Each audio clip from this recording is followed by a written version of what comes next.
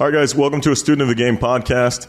Pleasure to have you guys. I'm Kevin. I'm the student, and today's teacher is going to be Sam Sameni. Sam, how you doing today? I'm great. How are you? I'm great, man. I appreciate you being on. So, give us a little bit of a synopsis about what you're currently doing, your current endeavors. So, I own a hospitality company. We own and manage 11 different venues in the Dallas-Fort Worth area.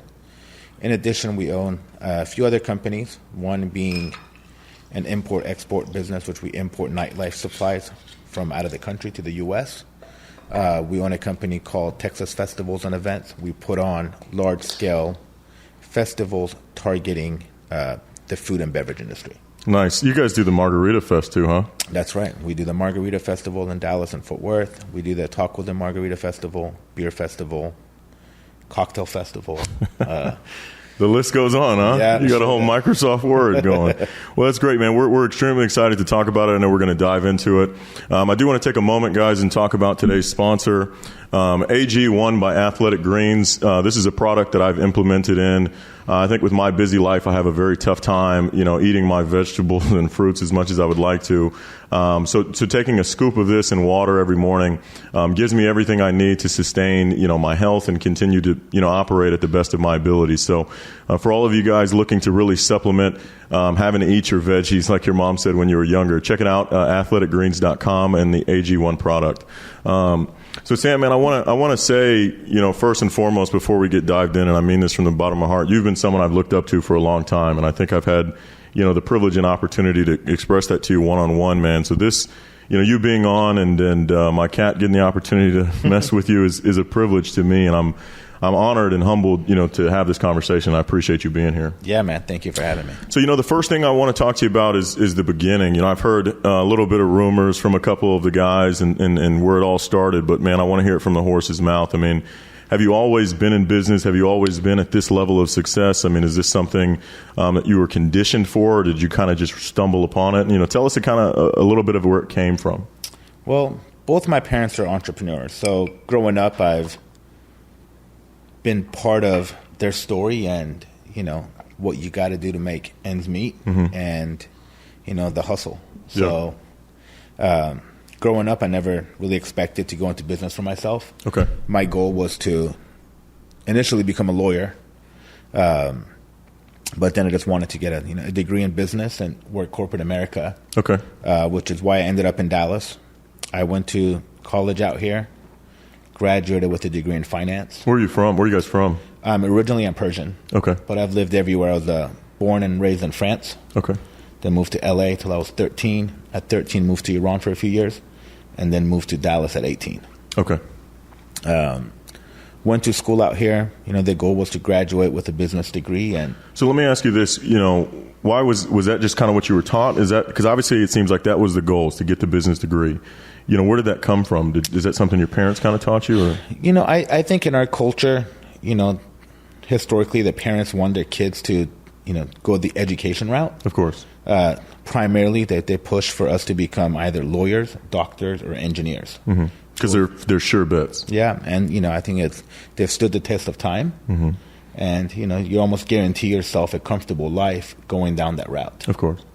My sophomore year in college, junior year, had the opportunity to work at a nightclub on the fly. I had a buddy of mine who was a door guy of this really great nightclub in Dallas called Area 51, and he was going to get me in that night. And about 9 o'clock he calls me and says, "Hey, you want to work tonight?"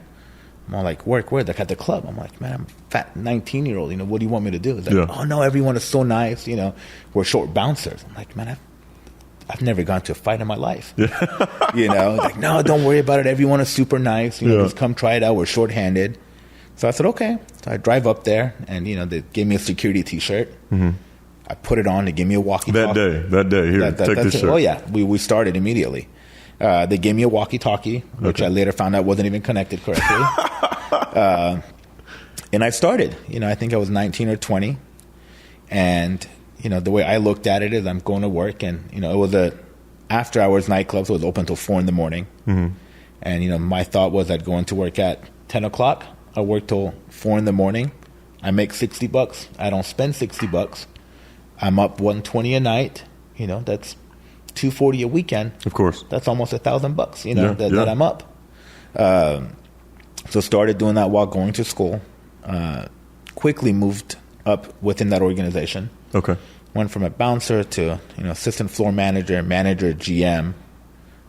Implemented different nights for the nightclub. Okay. And how's this happening? Are you kind of going and saying, hey, I think I've got some ideas I want to bring to the table? Or are they just kind of noticing it and they're like, hey, you know, how's it playing out? You know, I didn't have any ideas. I was, you know, too green to have any at that time, honestly. But I'm all about respect. And the ownership group was a father and his two sons. And, you know, the father was there to oversee the logistics of the evening. Okay. And, you know, I would go in early. I wouldn't do till 10 p.m., but I would go in at 8 with him. You know, pick up a cup of coffee for each of us and go in and, you know, I'm like, all right, what can I do to help? Yeah. You know. Just out of respect. Yeah. And he would, you know, tell me that, hey, can you go, you know, do inventory at the bars or do, you know, make sure that we have the supplies. You know, let's fix the front before people get here. And I would just go in at 8. The venue would open at 10. At 10 o'clock, we had a line, probably 300 people before we opened the doors. Wow. And mind you, this was just one night a week. It was Saturdays initially. Okay. And, you know, we'd work till 4. And at 4, when all the other bouncers would leave, I would hang back and stay with the dad and help him close up. You know, I would do everything from getting the bartenders closeouts to making sure the porters are doing what they're supposed to, the place is clean, the outside is secure.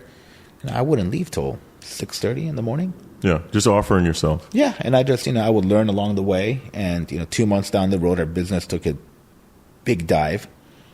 Competition kind of got the best of us, and the two sons had to go out and really promote and kind of party with the people and bring them back to the venue.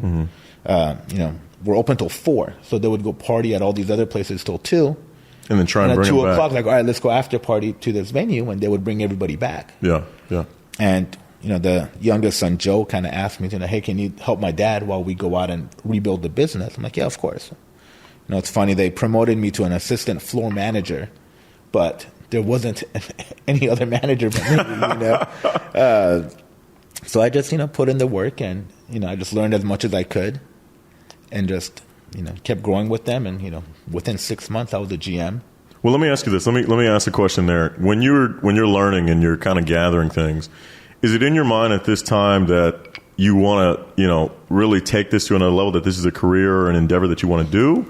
Or is it just kind of, you're just doing it because you have that level of respect for these owners? Oh, this was just a temporary thing in my mind. Was an older gentleman, and I just respect and I can help him. And there I was. I had no intentions of making this into a career whatsoever. Gotcha. Same family opens up another venue, and, you know, they asked if I wanted to invest. Okay. And, you know, I couldn't turn down the opportunity because they knew I was making good money with them. Mm-hmm. And out of respect, I wouldn't say no. Yeah. So I went ahead and invested $20,000 for 2%. Okay. And, you know, I became an owner. Okay. And worked with them for a while, and slowly that family got out of the business. And we continued, me and my friend at the time continued operating that second venue that, you know, we were partners in. Okay.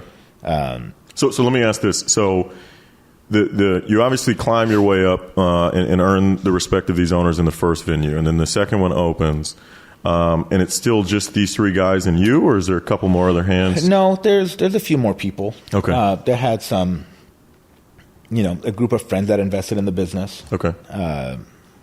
Even in the original location, it was more than just the 3 of them. Okay. You know, the 3 were the main owners, but there were a few other, you know, small operating. There's guys with hands on, but they're the big heads. Yes. So in the second one, you know, now is it the same level of heads, same heads?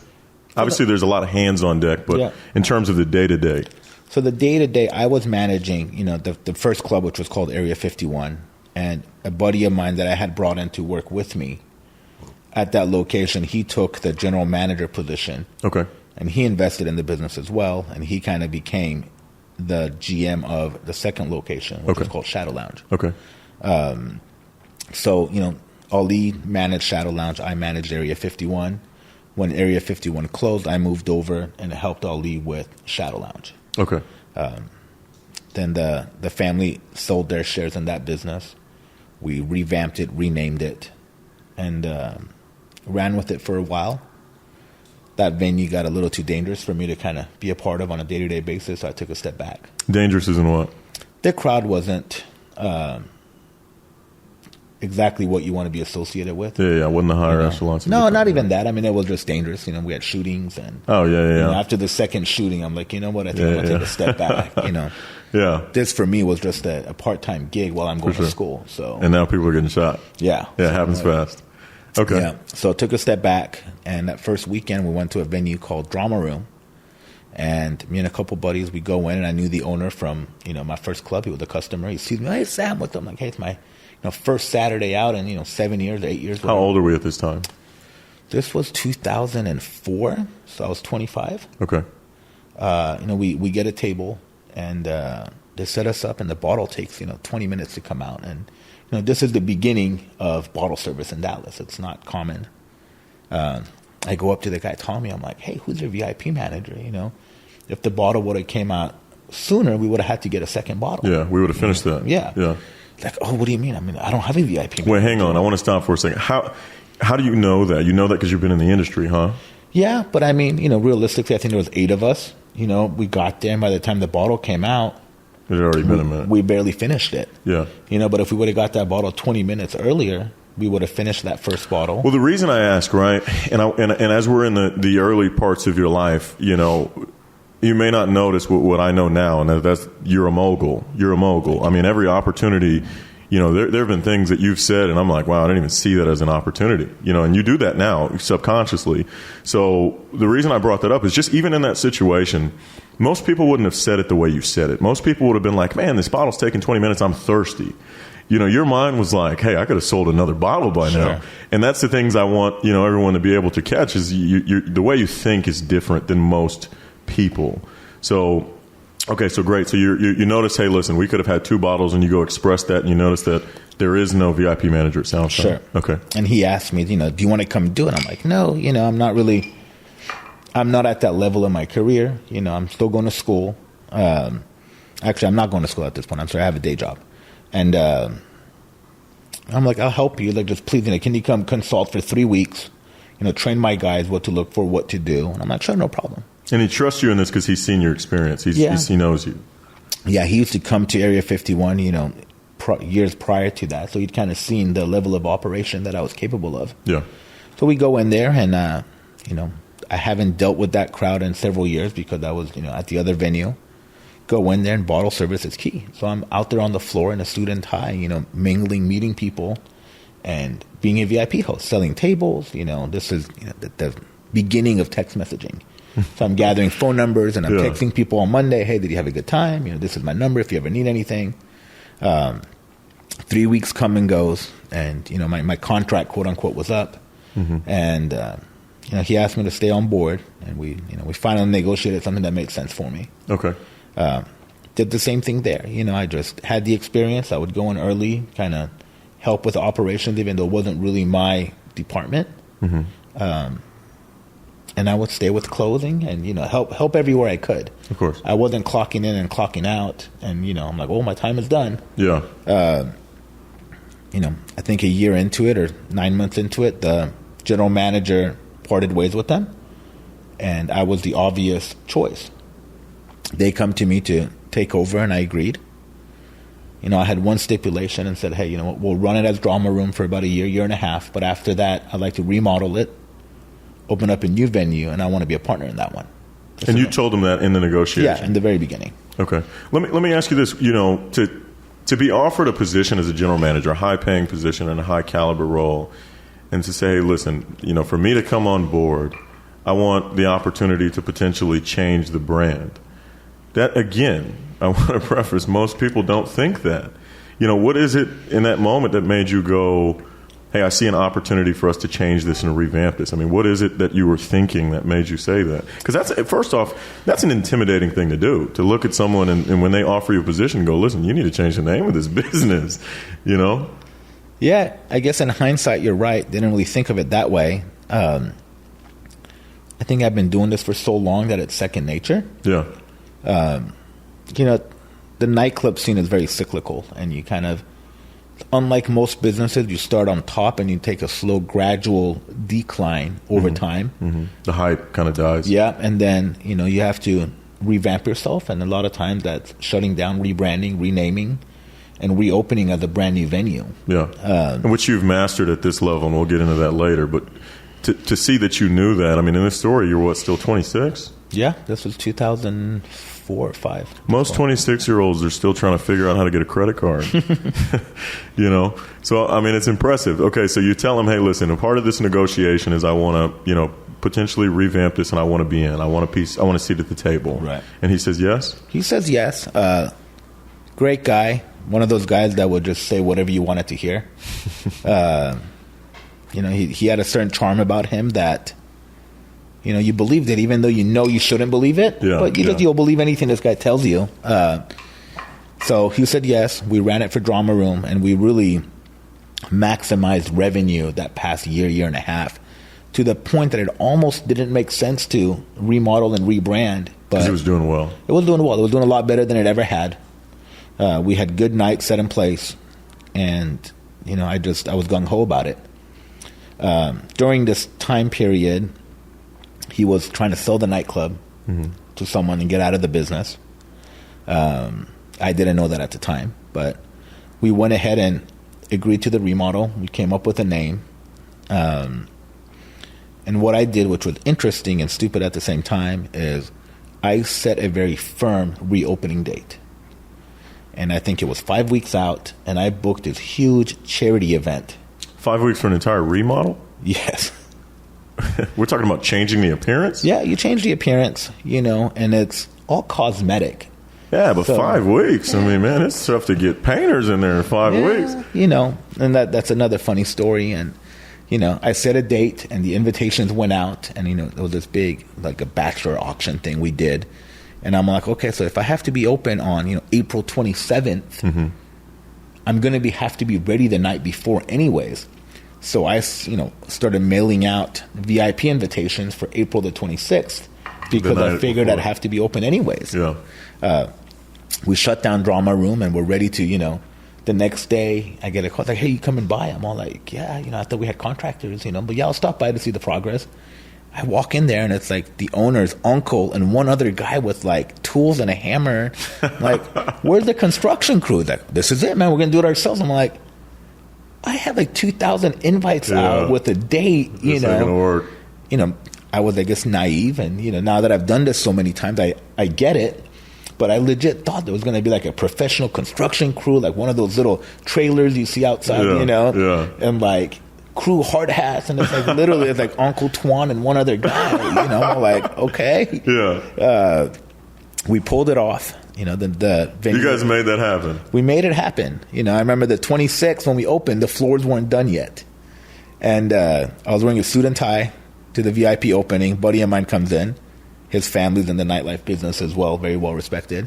He comes to me and he's all like, why are you not wearing a suit to a construction site? Because we didn't get a chance to do the floors. There's smell of paint thinner, and that's almost the norm in this business now that I've been in it for so long. But we opened up Wish Ultra Lounge, and man, Wish was super special. It was one of those places where I didn't expect to have a long run. So we kept telling the staff, like, hey, we'll have, a good 6-7 months, maybe a year. And then after that, you start introducing these secondary nights into your weekly programming to kind of keep you afloat. And the cycle continues. And, our philosophy there was everyone's a VIP. And even if somebody couldn't get in today because of dress code, you still showed them the utmost respect. Gave him a business card saying, hey, come back tomorrow. I'll take care of you myself. My cell phone number is on here. You never burned the bridge. Yeah, you kept the culture, maintained the culture. Always. And, man, that venue was open for 7 years. And for nightlife years, that's a long time. Yeah. And we, at that venue, there's so many great operators, owners that are in operation today that came up from that venue. The tree, yeah. I mean, it's amazing. You have buddies of mine that own several different nightlife groups in the DFW area, and they all came up from there. Whether they were bartenders, promoters, You know, and that was, but at the time, that's got to be one of the biggest spots, huh? As far as size-wise, it wasn't really big, which was, I think, one of the main reasons of our success. We can be selective. I think the total square footage is about 4,500. And that's relatively small for a nightclub, huh? For a traditional nightclub, it is. But, you know, we coined the term ultra lounge. You know, it wasn't a true nightclub. You didn't have really a dance floor. You didn't have crazy lights. It was more of a lounge, but it was very high energy. Okay, I'm with you. But yeah, man, ran that for 7 years, and we had an issue with the state comptroller. You know, we got audited, and we did something wrong throughout the years. That a very valuable lesson is a lot of times when you hook people up and you give them a free drink, you're not ringing it in, and you're just just kind of walking out. Yeah, just hey, this is Kevin. Here's a shot for Kevin. Here's a bottle for Kevin. Yeah. And 3-4 years into it, we got audited by the TABC, and they're like, "Oh, you owe $1 million in taxes." I'm all like, "How? Where's the money?" They're like, "Well, here's they take your invoices and they see how much you've purchased, how much it wasn't sold. Yeah. And like you don't have it in inventory, so you must have sold and kept the money and didn't report it." Yeah. I'm like, "Oh no, we wouldn't do that. No. It's all comps." Yeah. And we were negotiating with the comptroller for about a year and a half. Finally, we get a letter and saying, "Hey, if you don't personally guarantee this like $1.1 million tax bill or pay it by December 2nd, we're going to revoke your license." And December 2nd was how far out? 3 weeks, maybe. So, wow. So I want to recap this. So basically, in the progress of this endeavor, this ultra lounge you guys have built, part of the game in which you play, and again, you do it at the highest level now, is you have these VIP clients, and you have these nights you got to bring people in. So hey, I'm going to comp your first bottle, and it ends up it's never enough. They end up buying more and more and more. But essentially, these comps are what is very common in the restaurant industry. They're just like, here, take it. But they're not putting it in the system. So they come to you and say, listen, you owe us $1.1 million in the next 3 weeks. Correct. That's tough. And it's not even just the bottles. For example, every bartender that works, they get 5 to 7 free drinks a night. Now, all of our venues, they ring up everything they give away. But back then, they would just have it. They just have it. Yeah. They would have a tally. And and they would mark their 5 drinks, and that was it. Yeah, but you didn't know. You don't know what you don't know. Exactly. Yeah, you know. And then when they finally audited us, I'm all like, what about all the comps? They're like, well, your comps are only like nothing on your POS system. I'm like, oh, but you don't understand. Each bartender gets 7 drinks. We run 10 bartenders. Yeah. Open 4 nights a week. It's like that adds up. It's like, well, it's not in the system. Yeah. I'm like, why would I ring it up? I'm not charging anything for it. Yeah, I'm comping it. Yeah. Yeah. So, That's a lesson. Lesson learned. Okay. So where does that go? Obviously, again, I'm hearing what everyone else is hearing. You got 3 weeks to pay $1.1 million and get nothing. Yep. So what ends up happening? We sit down with my partner at the time. She's the initial group that had it ended up selling it to a really, really nice lady, sweetheart. And me and Susie sit down and we're like, we don't have an option. She's all like, I'll guarantee it. If you want, and we keep operating, but it didn't make financial sense. At that point, 7 years into the business, you already felt it's been a while. It's been a while, and making back $1 million+ to just give back to the government doesn't make financial sense. Yeah, I'm like, let's shut it down. Okay. And I remember the day perfectly, and I created a Facebook event, and it was Wish's Last Dance. Oh, that's and nice. The second we put that up, my phone started blowing up. What happened? Because we've been there for so long, and it's pretty successful still. So let me ask you, when you do that and you do The Last Dance, which is an awesome name, by the way, because that's before The Last Dance came out, and everybody's asking you, hey, what's going on? Are you telling them? Are you not telling them? I was very honest with everyone. It wasn't anything that we were hiding. It wasn't anything that we Just a mistake. Yeah. And you owned it. Yeah, and if I can help out other people in the industry, then I'd be happy to. Because you got all these people who need a home. Yeah, yeah. For sure. And one thing that I've, been able to, ascertain just, getting to witness and be around a lot of you guys, the industry is a lot more close-knit than you would think. when you've got a good reputation like you guys do, you got bartenders and bottle girls and bouncers that are like, yeah, I'll come work for you tonight. Yeah, I'll come work for you tonight. I'll come work for you tonight. And I see it. You've got great people, and they'll sometimes need someone. And they put a line out in the industry. Hey, anybody willing to come work tonight? We got a spot, and people are like, yeah, I would love to do it. And that's kind of that reputation you've had to build over the years that, hey, I'm going to take care of my people. I'm not going to leave you hanging dry, huh? Absolutely, you have to. Okay, so ultimately the decision comes down to close the doors, huh? Yep. And then where does that take you? Because at this time, we're what, 20? How old are we now? So this is 2012. At the same time, before this place was, before we had this closing, we'd opened up another venue called Joyce that had opened and closed. Then I had a restaurant at the time called Brownstone in Fort Worth. Okay.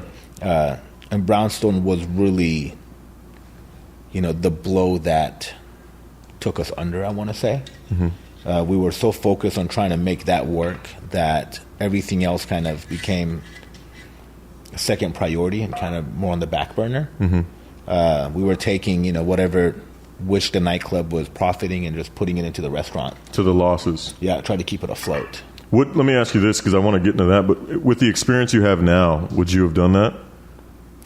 Would I have put money into it to try to save it? Exactly what you did, because I get what you're saying. You had profit coming out of, the venue, and then, this one's probably bleeding. So you're like, hey, let's try and offset the bleeding by the profit here, and hopefully it's going to get out of this, and then they're both going to end up profitable.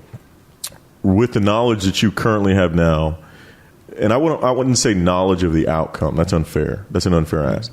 But the experience you've built up over time, right? The mindset that you now have on how to operate and what it takes. Would you still have made that decision, or would you have shut that down earlier? I would have definitely shut it down earlier.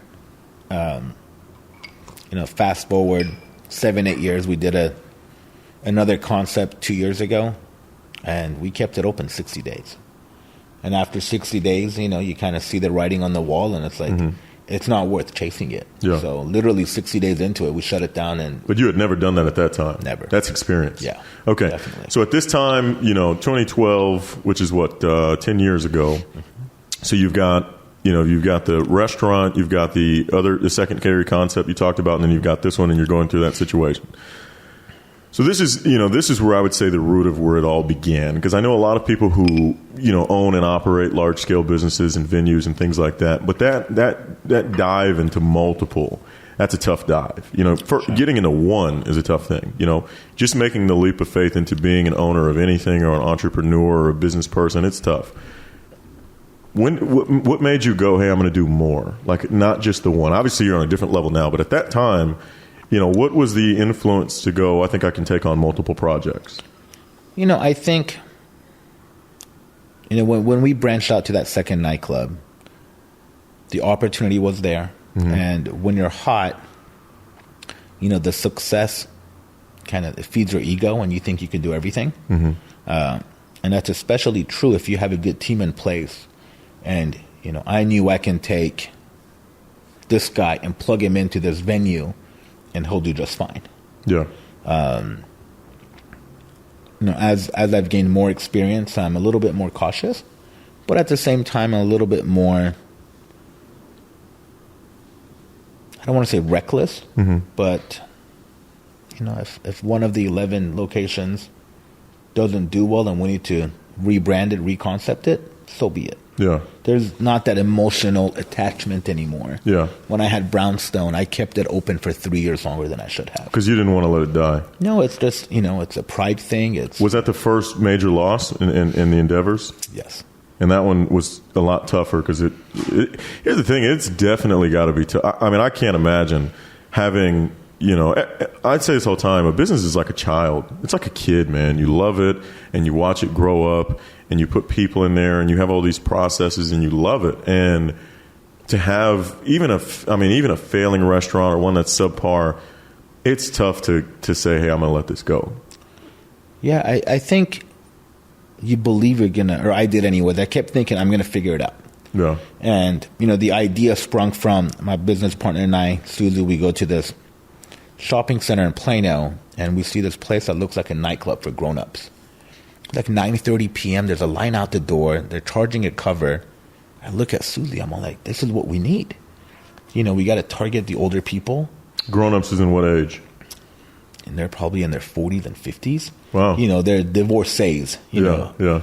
And I'm like, this is what we need to target, not this 22-year-old kids that, college kids, yeah. You have all these people that are fighting to get the same crowd. You go in a suburban market, you open up a restaurant, then you do a nightclub for grown-ups, and it's, you make the money. It's simple, know, and I'm 26 at this point, 27, naive, so that's what we did, and it didn't work. At this point, why do you think it didn't work? I think there's many factors. I think the food was too elevated for where we were in Fort Worth. My opening chef was a runner-up on Top Chef Season 3. Incredibly talented. Her food was fantastic, but it was just way too elevated for Fort Worth. For where you put it. 2010 or 2011. Yeah. Way before Fort Worth got its hype of being one of the upper places. I think it was just, even to this day, I think the food is just a little too elevated. It's hard to make money on food like that, especially when you're trying to serve 200 people. For sure. But, we pivoted about a year and a half into it. I reconcepted over a weekend. Kept the name because I really liked that name. And, a Brownstone in New York, Chicago, they're home. Okay. And that was the goal, was to make people feel like they're at home when they enter our venues. So this was designed primarily to be what you're talking about, a restaurant throughout the day, drive revenue as a restaurant, and then at evening time, go after the untapped market of the older people needing to go out, the divorcees, as you said. Yep. It had a lounge area connected to it. Okay. So the lounge was set up like a living room, had, I think 4 or 5 sets of residential style seating. Mm-hmm. And, you had the restaurant side. So the goal was for people to come in, grab a drink at the bar while they wait for their table, go sit down, eat dinner, and then go hang out in the lounge. Okay. Once again, complete, I was naive and I hadn't done my research in the market. Mm-hmm. But over a weekend, I'm like, you know what? I'm going to rebrand it. Instead of calling it Brownstone Restaurant and Lounge, we're going to do Brownstone Kitchen and Bar. We changed the logo from a very hard square logo to a round logo. Brought in a bunch of comfortable lounge furniture, brought in high tops, and just kind of made it into a bar. Okay. And, we did a little grand opening of, the bar side of it, brought in a DJ. I would literally rent a photo booth every week, and this was before a photo booth was just an iPad. Yeah. I had a guy that, he would literally deliver these old school photo booths, and, he would set them up. And then stay there the whole time, huh? Yeah, for the weekend. Yeah. Hire a DJ that would come in, and, it worked. It worked for a little while, but then West 7th started getting true competition they were building their locations to do what I was trying to make work out of my restaurant. So is it that they saw that and they said, hey, we can do that too? Is that kind of where it came from? Or was this just, because again, we're in the past at this time. Is it just that concept was something people were trying to attack? I think it was probably both, but more so it was just a bar concept. It was a neighborhood bar concept, good food. It wasn't anything that I had created. Yeah. But I just brought it to a market that didn't have that. Okay. And I remember Bar Louie opened up, and they just took a ton of my business. And, they were set up for a bar. Yeah. And after a while, I couldn't make ends meet, no matter how hard I tried. I paid probably $250,000 a year in NSF fees to the bank while I was trying to keep that place open. Man, that's tough. So the decision is made that, hey, we've got to move off of this opportunity. The landlord made the decision for me. Okay. Yeah. It was forced on you. You didn't want to make it. Yeah. How does that feel? Like, what's, again, at this time, sounds like it's the first major loss. How does that feel? What's kind of going through your mind? Man, there was a small part of relief that it finally happened. Mm-hmm. But I was so stressed for so long that I got sick.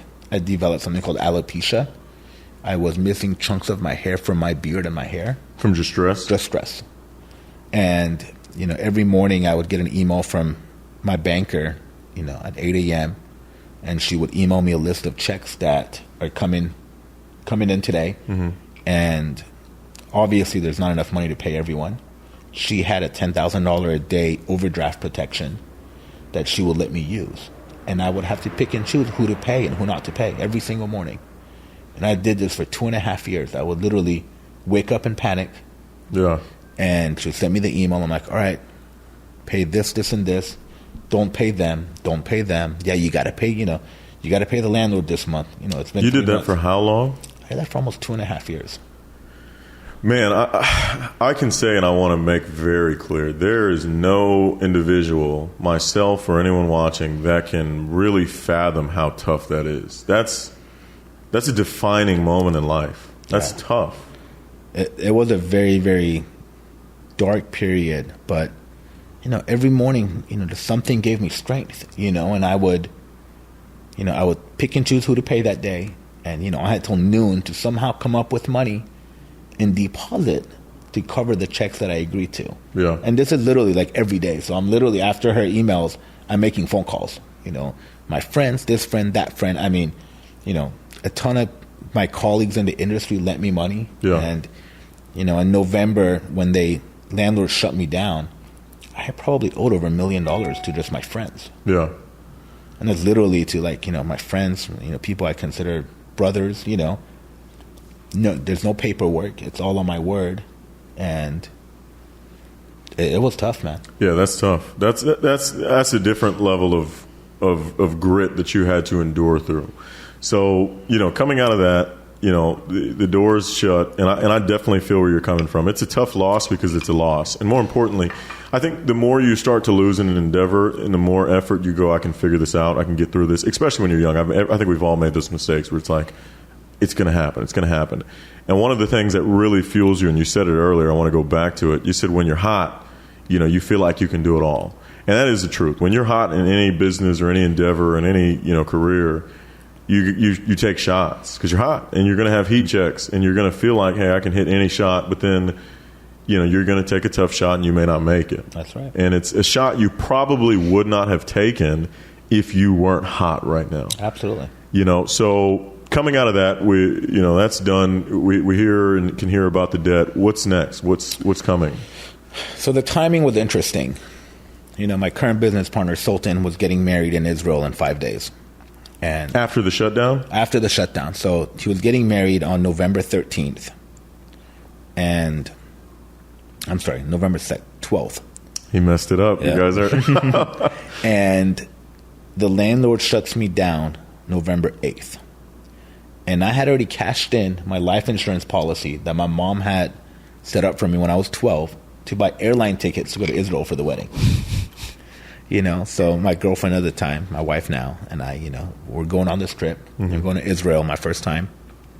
And, it's a very religious country to begin with. And, we went to the Western Wall, which is this iconic, it's just a very strong place. Okay. I go there and people are praying for everything, and I just prayed for peace. That's all I wanted. I didn't want money. I didn't want, to get out of debt immediately. I just wanted peace. Yeah. And that's just all I prayed for. Because this is right after 2.5 years of just stressful day-to-day trying to make ends meet. So did the wedding. At this point, we had already signed the lease for Landmark in Fort Worth. Okay. The lease was signed, was under construction. And, we come back from the wedding. And, I think 6 months after that, 7 months after that, Landmark opens up. And, man, Landmark was my saving grace. It really just changed my life. It changed Sultan's life. And it was really something that kind of helped get me out of the hole. What year are we in right now? This is 2014, I want to say.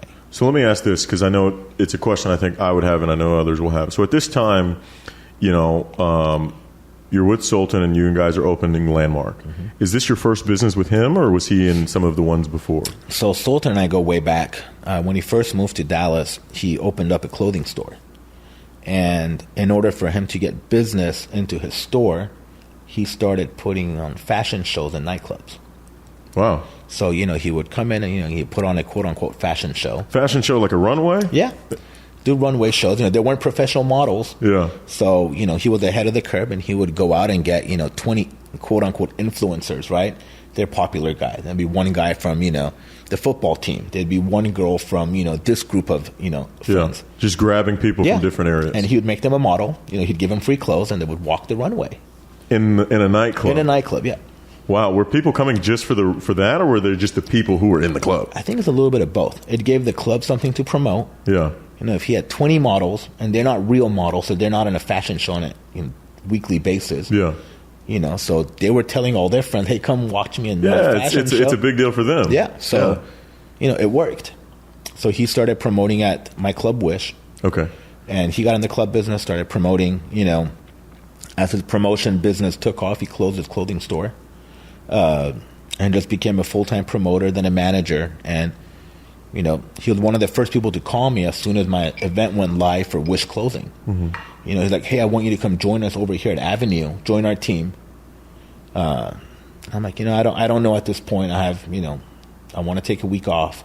I have other people I'm talking to. And Sultan's very persistent. He's all like, no, come talk to us. Okay. So I go meet with them, and initially I was just going to do, a Tuesday night there. Because we had this really famous Tuesday night industry night that we had at Wish called Back to Basics, which is what we do now at TXR Dallas.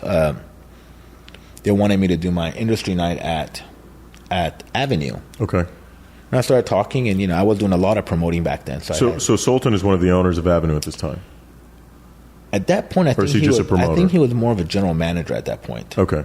And he knows that you can get people in. I take that back. He was an owner, yes. Okay, and he knows you can get people to come in on this night. Yeah. So he's bringing you to the table, and he's like, hey, guys, I want you to talk to him. He can make something happen. Correct. So you show up, and there's a preset meeting, I assume. Mm-hmm. And is that kind of where it's all birthed? Yeah, and, Sultan and I were always friends, and, Sultan was the operating partner at the time. So he was, the active general manager. And like I've always done, I kind of started as... It was just going to be a Tuesday, Thursday deal for me to go promote. And then one of the owners, Alonzo, like, I don't like to hire, he called it whores. I don't like people to work one night here, the next night somewhere else. I like to keep my crew all together. Inside, yeah. We want you to kind of be here full time. And I'm like, I really don't think you can afford me, So we worked something out, and I was just, a mascot. I was the marketing guy, okay. And I didn't have a title. Everyone assumed I was an owner just because I'd been an owner for so long. Yeah. And how you moved and everything. Yeah. People asked, what do you do? I'm like, I'm the director of fun. That's what I do. Yeah. But, same thing goes back to when I was doing what I was doing at, 19 or 20 as a bouncer. The club would close at 2, and I would stay and hang out with Sultan until 5:30, 6 in the morning. Help him finish up, manage, do the money, all that stuff. So you guys been close for how long till we go back to when? This story you're telling us when you guys really connected was when? 2012, I want to say, I think. Yeah. Okay. 12, 13. Even before that, though, we were always super close, super tight. Great guy. When he was promoting another nightclub on Saturday nights, and every Saturday, right about 9:30, he would send a text saying, "Hey, good luck tonight, brother." Literally every single Saturday on his way into work. Really? Yeah, just one of those really good people. And that sticks with you. That makes I tell people all the time, and we said it in the last episode. You have a brand when you carry yourself every single day and how you move, and the respect you give people. It builds or diminishes your brand. Sure. You talked about being in the industry and having, the respect of all these different people in the industry and these owners, that you were building up your brand and you were developing a name for yourself at the time that whenever opportunities came up, people thought of you. And it sounds like, Sultan, I mean, listen, I'm going to be honest with you. To do that every single Saturday on a consistent basis and just say good luck, he's building a level of trust that it's like, man, that's a good guy. Sure. And I would want to go shoulder to shoulder with this guy in battle and in business. So obviously you guys have had the relationship for quite a while, and then Landmark comes up. Very briefly, talk to us about how, because Sultan's a part of that project, right? Mm-hmm. Yeah. So talk to us about how that's birthed. Is it something that comes up and you call him or he calls you? Because that what you said it already. That was the pivot point. That was the changing one. So it's funny, Emil, who owns Reservoir and Whiskey Garden, all those, he calls me, and there was a space available on a corner off of Norwood and Bledsoe, I think, or Norwood and Morton, which is now Varsity. Ah, okay. It was a vacant space, and he's like, hey, listen, I want to take the front half. There's like a little sliver in the back that I don't want to take. If you want to take it, we can, I'll have the landlord. What would that be now? Is that where like the little hip hop room is? Yeah, exactly. That little but big all room? the way back here. So now I think it's part of their kitchen and then the hip hop room. Okay. But that one little sliver is like, I don't want that part. If you want to come look at it, we can ask the landlord to subdivide it. I'll take the front, you take the back. I'm like, okay. Which is a pretty bad deal now that I know what I know. In hindsight, I think he had good intentions. Yeah. It just depends what you want to do. If you want to do a little nightclub and just, you have a little dark, space, it could work great. But you don't think there was no malice in it? It was just not like, at all. No, he's a great guy. Emil was one of those guys that was always there for me during my dark times. And, he lent me money tons of times. And, he was always there for me. So nice. Nothing at all. I think he was just trying to, be friendly. Yeah. If anything. So Sultan and I go look at it. And I meet my designer out there. And, man, that place was...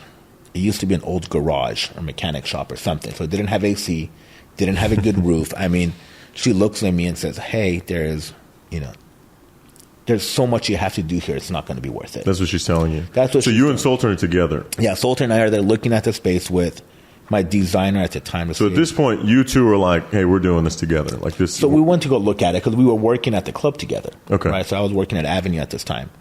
And we go look at it, and then... we're standing outside, and, Hatsumi's telling me that this just doesn't make sense. And I'm standing out there with Sultan, and there's, a parking lot, and then there's like this white 2-story building in the back. And it's got a big for lease sign on there. Sultan's like, what's that? I'm like, I don't know. It looks like an event center. I call the number on the board saying, hey, just says Sam, I own Brownstone down the street. You're standing in the lot that Emil called you to look at. Yeah, I'm literally standing outside of, what is now Funky Sound or whatever it's called. Okay. And we're looking at where Landmark is now, and it's, a parking lot with a 2-story building. And I called that guy. They're like, oh, there's a lease out already. I'm like, well, it's signed. He said, no. I'm like, well, I'm in the neighborhood. Come show it to me. I'll come meet you there in 2 hours. We go to Brownstone. We grab lunch. We go back, and the guy gives us a tour. And coming out of, an old, garage shop or whatever it was, you walk in here, and it's 2 stories. It has an AC unit. It has bathrooms. Yeah. We look at it, and Sultan's like, this is perfect. Let's get this. I'm like, man, I don't know, The guy's like, yeah, well, there's a lease out. They haven't signed on it yet. But the square footage in comparison to what you were just looking at is completely different. Well, keep in mind that there was no patio there before. Okay. Oh, it was just the interior building. I think, it's like 4,900 square feet. 1,300 of that is second floor mezzanine. Okay. So the interior first floor, it's not that big. It's only, 3,600 square feet or something. So in comparison to what you were just looking at, it's not that far off. It's not that far off, but it's a lot more finished out. Okay. And we go and we put in an offer, and we bid higher. We offered, I think, $2 a foot more than what they had a lease for. And we signed a lease in like 48 hours. Time out. $2 a square foot is quite a bit.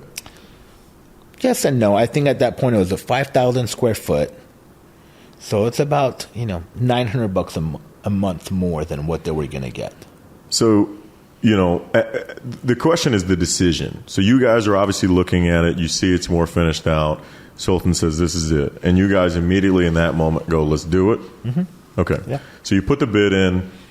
At that time, right, we've obviously seen the area. We're going to go ahead and put the bid in. You already know what you want to do with this? You guys have already sat down and go, this is what we want to do? So, no. The second that Wish closed down. You hear how crazy that sounds, though? You're like, let's put in an offer and, we'll figure it out. Yeah, it's a bar. We'll figure out the details.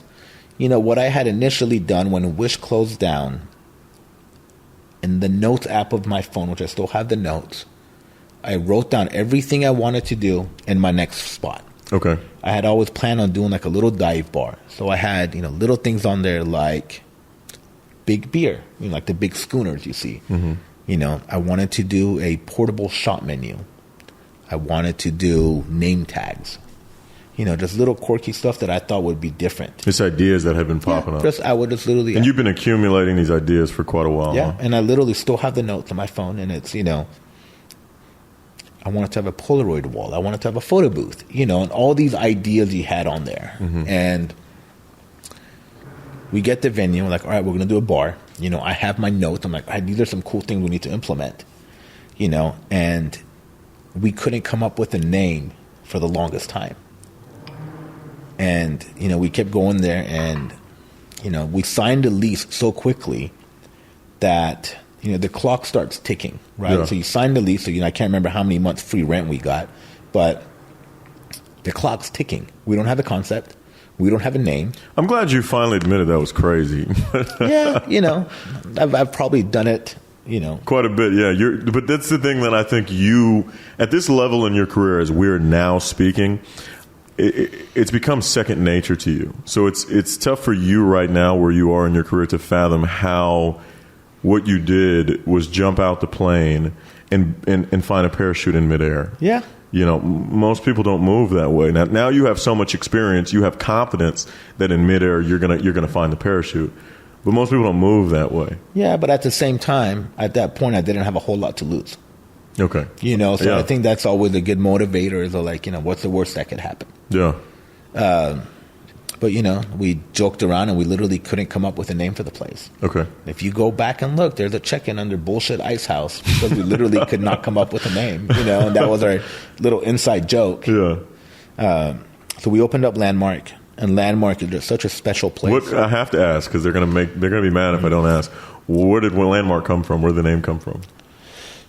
We really want it to be a landmark for the neighborhood, and it goes back to Brownstone. And, we always want to treat people like Cheers, right? You walk in, everybody knows your name, mm-hmm. and they know what you drink, they know what you eat, and you just want them to feel comfortable.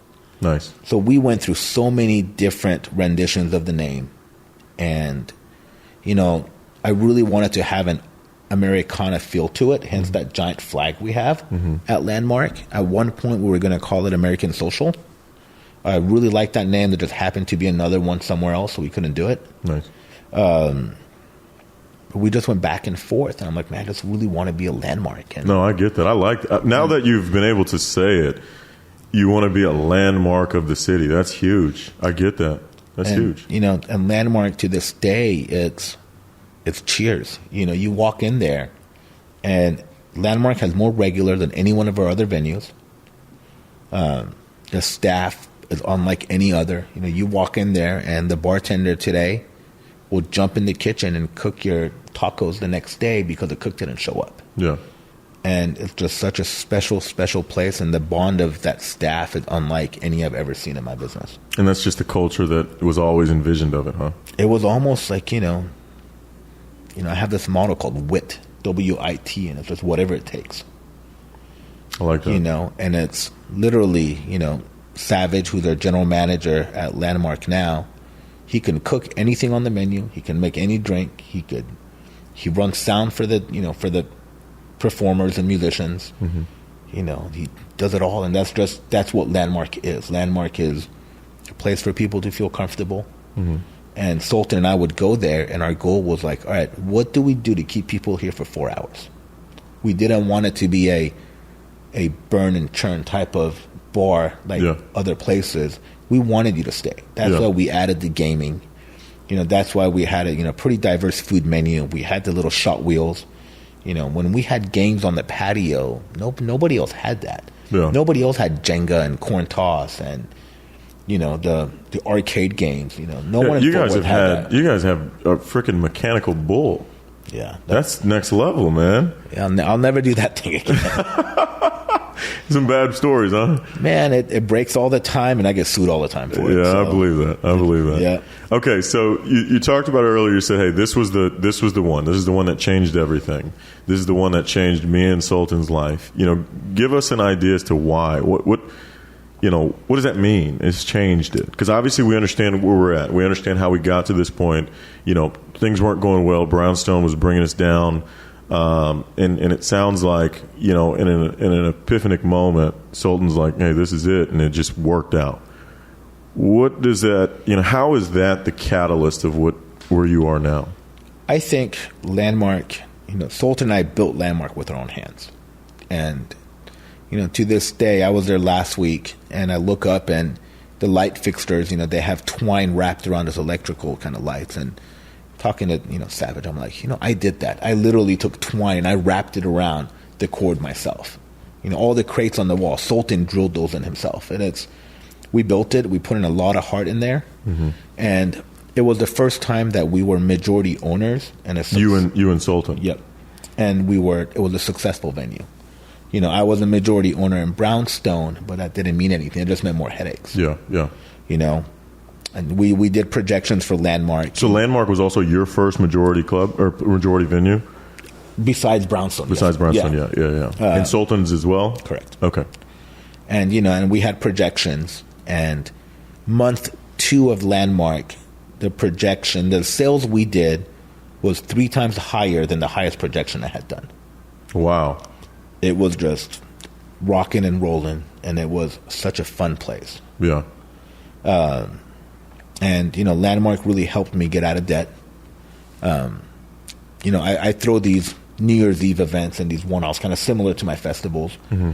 And, that was my plan on how to pay everybody back, was to do these New Year's events. And, I knew I would make, X amount off of this one event. And I knew that X amount would go back to pay Emil off. Yeah. Or I would make this dollar amount that would go to pay Sultan off. Okay. Because I owed all my friends money. Yeah. And, Landmark's success helped me pay people back a lot faster. So the success of Landmark is graduating, and that's kind of getting you the ability to divvy this out. But then you come up with the idea and the concept that, hey, if I do these events where I know for a fact I can, get a ton of people out and we can make some money on this event, I can use this to go, hey, I got you now. We're good now. I had the events prior. Okay. I was doing the events while I had my nightclubs. Okay. I would throw really big New Year's Eve parties at venues that weren't mine because mine were too small. Gotcha. So I'd go out and I would rent a wedding venue and I would pop up a nightclub in one night. And I would do 3,000 people, 4,000 people. Okay. I want to, for 1 second, again, it's challenging because this is who you are, but do you know that's not normal? You know that, right? Like that's not the average Joe is not doing that. I don't think you could give them a budget and they still couldn't make it happen. Ironically, the budget was always pretty close to zero. But you just got to do what you got to do, man. It's wit. You know? I love that, man. Whatever it takes, I'm with you. And that's I've been doing these New Year's events, but all that money was going back into Brownstone and kind of, putting the money back in the businesses. Mm-hmm. But I remember the year that, we shut Wish down, and I owed so many people money at that point. And I had, it happened December 1st, December 2nd. In 28 days, you have New Year's Eve. I remember the day after Wish closed down, we fly to the Dominican Republic for 3 days. Mm-hmm. And while I'm in the Dominican Republic, I'm planning my New Year's event. Because I know if I can, generate X amount of money off of my New Year's event, I can pay off so-and-so. Yeah. And that was my goal. Yeah. So it was an opportunity. And you also want to show, hey, I appreciate you, but I'm getting you. I'm getting to you. I'm not just ignoring it. Yeah. Okay. So now Landmark is doing well. You've got the events going. So at this time when Landmark is initially, in its early stages, in its infancy, is that the only, because right now what I really want to focus on is you and Sultan, because now y'all are on a different level. Sure. At that time, is that y'all's only a venue? No, so we were still involved with Avenue. Okay.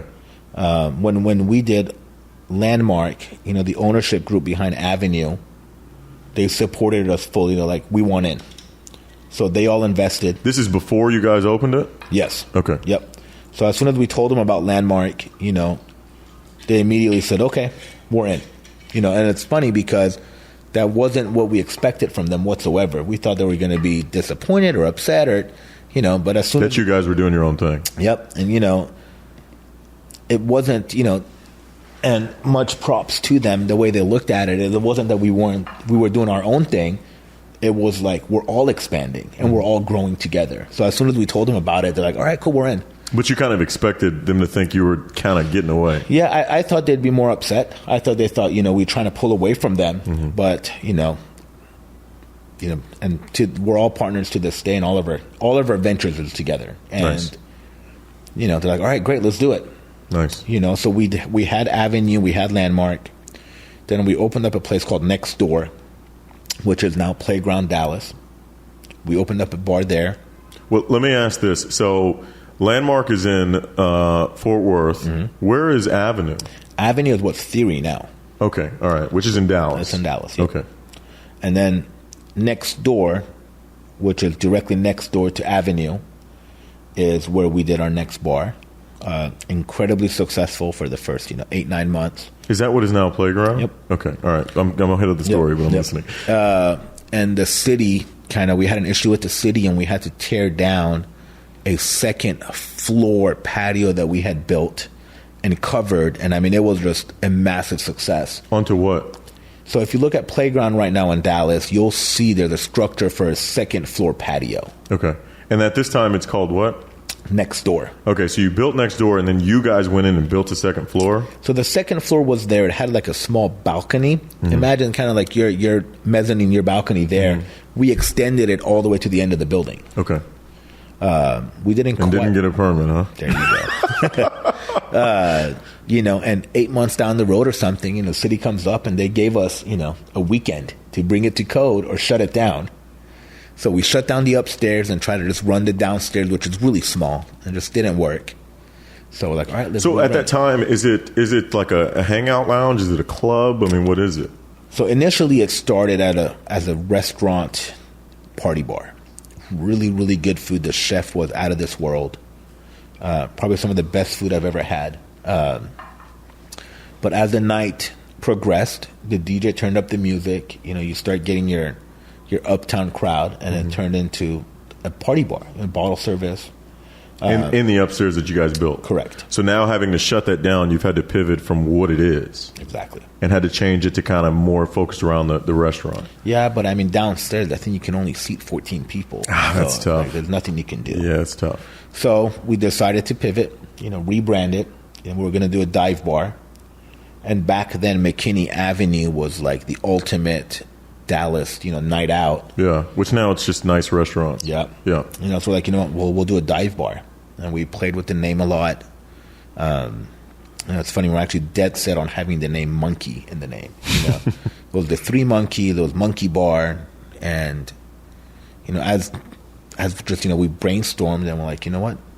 Let's add, games and stuff. Like, it's like a playground. And we're like, oh my God, that's the name, Playground. Yeah. And Playground's been open for, I think, 7 years now, or 6 years, and it's, it's great, very successful. So that happened during that time period, and then it's just been going since. Yeah. Okay. So at this point, we've got Landmark. Landmark is obviously successful. We're still in the Avenue game, but you and Sultan are not the majority heads in it. Correct. But it's still doing its thing. It's still successful. It's still successful to this day. And then we're in the process of having to pivot in Playground because of the city, problem.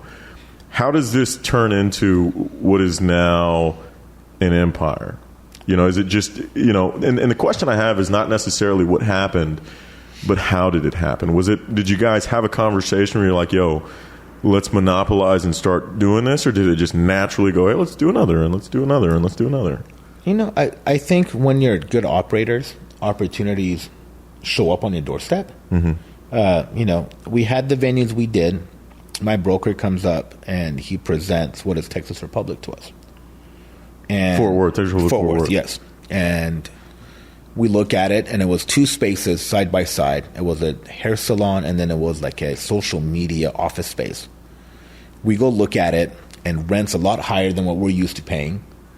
And Sultan's like, no, we need both of the spaces. And, knock down this wall, and you do it. He's immediately visualizing everything.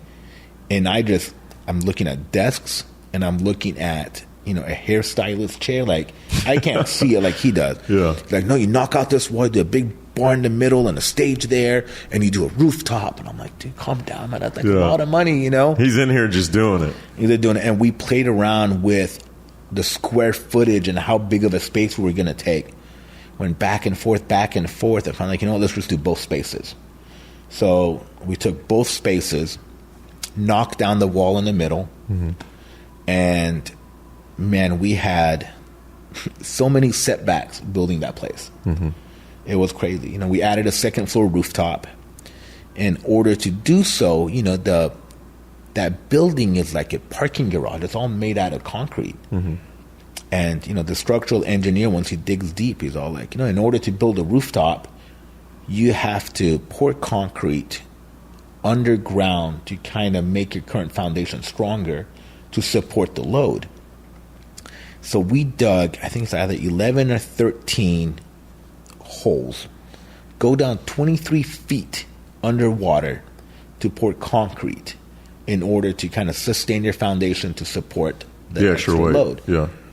We do that. We're running out of money. I mean, it's taking forever. They're digging this up, and they hit water. For some reason, there's water in the soil, 20 some odd feet under. They can't pour concrete down there because of the water. Yeah. So then they got what's called a casing. So they have to get these machines, and they're these giant tubes, that go in and hold the water out and pour concrete. I mean, it was just a mess. So let me. I got a million bajillion questions. So, Landmark is doing well. We've got the other clubs doing well. The first, I want to get to a couple, but the first question I have, and you go in and Sultan's envisioning the plan. Give me a glimpse of where the skill set is, because I believe great partnerships really excel because we don't have the same skill set. We have the same ability to work together, and we both have operational talent. But what I bring to the table may not be what you bring to the table. And I think great partnerships stem from when I can really support what you do best, and you can support what I do best. So when it comes down to this, because you guys have, we're at the cusp of where it all begins, because you guys have done some amazing things. What is it that obviously you've got the experience, you've talked about, that you've been in the industry, but if you had to, put in place or in a statement what his, real talent is, what his God-given ability is, and yours as well, what do you think? Sultan's a numbers guy. Okay. He's very tight on expenses, watches what we spend. And he just has a very unique way of looking at things, which is the exact opposite way that I do. What's common sense to Sultan is not common sense to many people. Yeah. He just looks at something completely different than the average person. And challenges you, huh? I don't think it challenges. I'll come up with a great idea, and I'm like, hey, I want to do this, I want to do that, and he'll just shoot a bullet through it. And I'm like, I never thought of that, and yeah. I think that's one of his biggest strong suits, is the fact that he's always looking at the bottom line. There's no frills for him. He doesn't care about anything besides the profitability of the business. Gotcha. For me, I'm more creative. I love marketing. I love, putting on the events. So for me, I get kind of caught up into the dramatics of it, and it'd be so cool to to use these fancy glassware, that does this. And it's all like, but it costs too much money. It doesn't make sense. Yeah. But you don't understand. It's like your drink will taste better, and fine china. It's all like, it costs too much. You're going to break. Yeah. It doesn't make sense. So. And that works well together. That had to have some initial hiccups, though. I think it gets frustrating because we're two different people. Yeah. And we see things differently. But, we have enough respect for each other, and always have that. If he's passionate about something, then I'll just roll with it. And if I'm passionate about something, he'll roll with it, even though it may make absolutely no sense for him. But if it's something I really want to do and I'm passionate about it, then he'll fully support it. Which I think is the great foundation of relationships. I mean, at the end of the day, any relationship, whether it's your business partner or your wife, there are going to be things that that they want to do with their whole heart, and you may even think, hey, that's not going to work. And sometimes you got to let them make that mistake. Sometimes you got to let them, take that risk and take that leap of faith and learn that lesson for themselves. And and I've got a business partner who's very similar, and we butt heads quite a bit because we're so different, yet we both commonly want the same thing. Sure. Although we're attacking it, from different angles, we're both trying to arrive at the same place. And I think that's where the respect comes in, where it's like, even though you're seeing it different, I know you want it as bad as I want it. And I know you want to win and want this to be successful as bad as I do. So, you know, coming into it, you know, the next question I have with it is when you talk about the project of what is now Texas Republic Fort Worth, all these things are coming up. They're didn't anticipate this concrete problem, didn't anticipate this water problem. You know, when it's all said and done, you know, how much, because now you're telling us Sultan's big on the numbers, how much over budget were we? Man, I think we're probably almost $1.5 million over budget, maybe 2 million. What happened was we finally got the upstairs built, and we're about to call in for final inspection. Is it open before the upstairs, or is the upstairs a part of the initial open? So we were going to open everything at the same time. Okay. So downstairs is almost done. We're finishing up upstairs, and we're about to open. And an inspector comes by for something completely unrelated. And he looks up like, oh, you can't have wood as your substrate on the second floor. You know, like, what do you mean? He's all like, well, the second floor, you have beams, and then you have wood, you know, as your what goes underneath your flooring, your substrate. That's against code. I'm all like, well, we submitted the plans. You've approved the plans. You know, the city of Fort Worth has stamped them, approved, and we've built them per the approved plans. Yeah. And it's been here for months. They're like, I don't know what to tell you. That's against code. So we're thinking he's making a mistake, you know. We go back, and he was right. It's against code, and they made a mistake. When they approved it. And they approved it, and I've already spent, I don't know, $500,000 building it. So guess what? I got to tear it down. Wow. I have to tear it down and completely rebuild the whole thing. I mean, at this point, I'm ready to I have couches up there. I'm done. Yeah. Like you were ready to open. I'm done. Yeah, I mean, the place is finished. And he just coincidentally was there? He's coming up he came up to do some inspection. Okay. And he could see between, you know, the rooftop and the floor, he sees wood. It's like, you can't have wood there. I'm like, you guys approved it. I'm like, they made a mistake. I don't care. You can't do it. Wow. So we go back. We try to appeal it. You know, we try to sue everybody. And guess what? You can't sue a government agency. They're indemnified. So, like, all right, well, it is what it is. Literally tore everything down. And we opened up the downstairs. And then we rebuilt it. Well, let me ask you this. So when this city guy comes out and he sees what's going on, did you guys already have an opening date in mind? Was this already publicized, or was it just kind of private? No, the opening date wasn't publicized yet. Okay.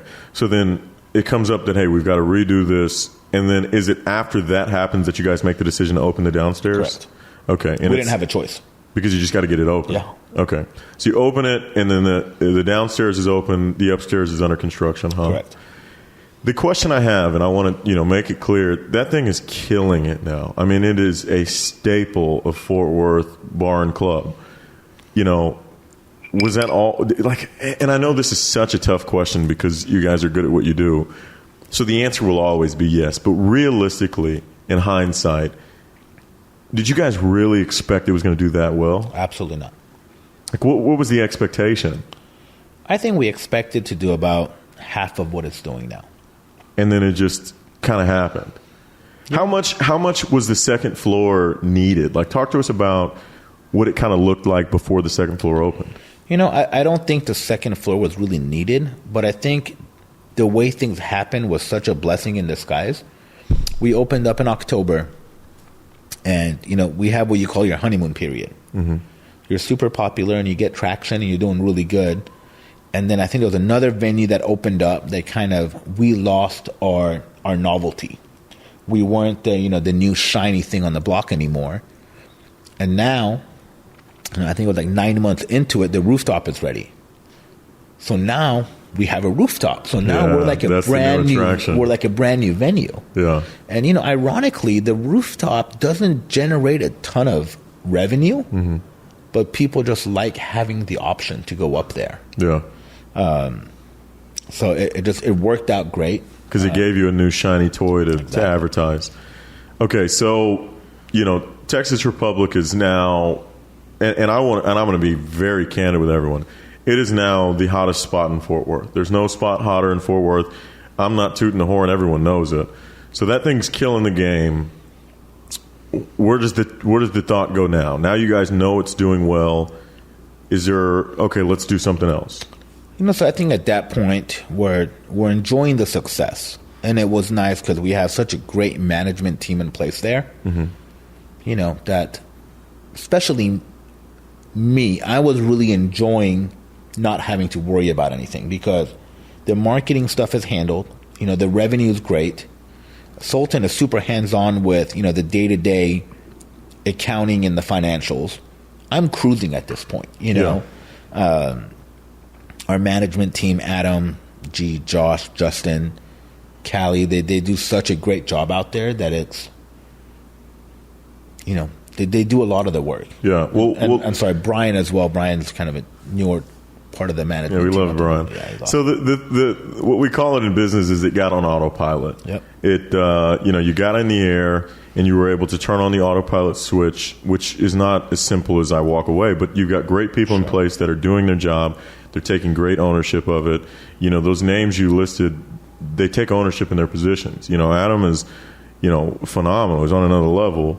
And I got the opportunity to talk to him about his story and how he ended up under you, and the story behind the country bar and how it all happened. He told a lot of me about how he said you were persistent in getting him. So the place is on autopilot, which is awesome for you because you're the guy who really enjoys the club. You enjoy going in there and shaking hands and kissing babies, and now it's doing well. So it's got to be an awesome experience for you because now you can go in there and see, hey, this thing is killing it, and I can really be the ambassador of this brand. So how does that turn into where you are now? How does that turn into, hey, let's now do another one. Let's now have these this restaurant. Like how does that all play out? So I was actually pretty content at the time. The group did another concept in Dallas called Cutie Pies. Cutie Pies, the really cool neighborhood pizza bar concept.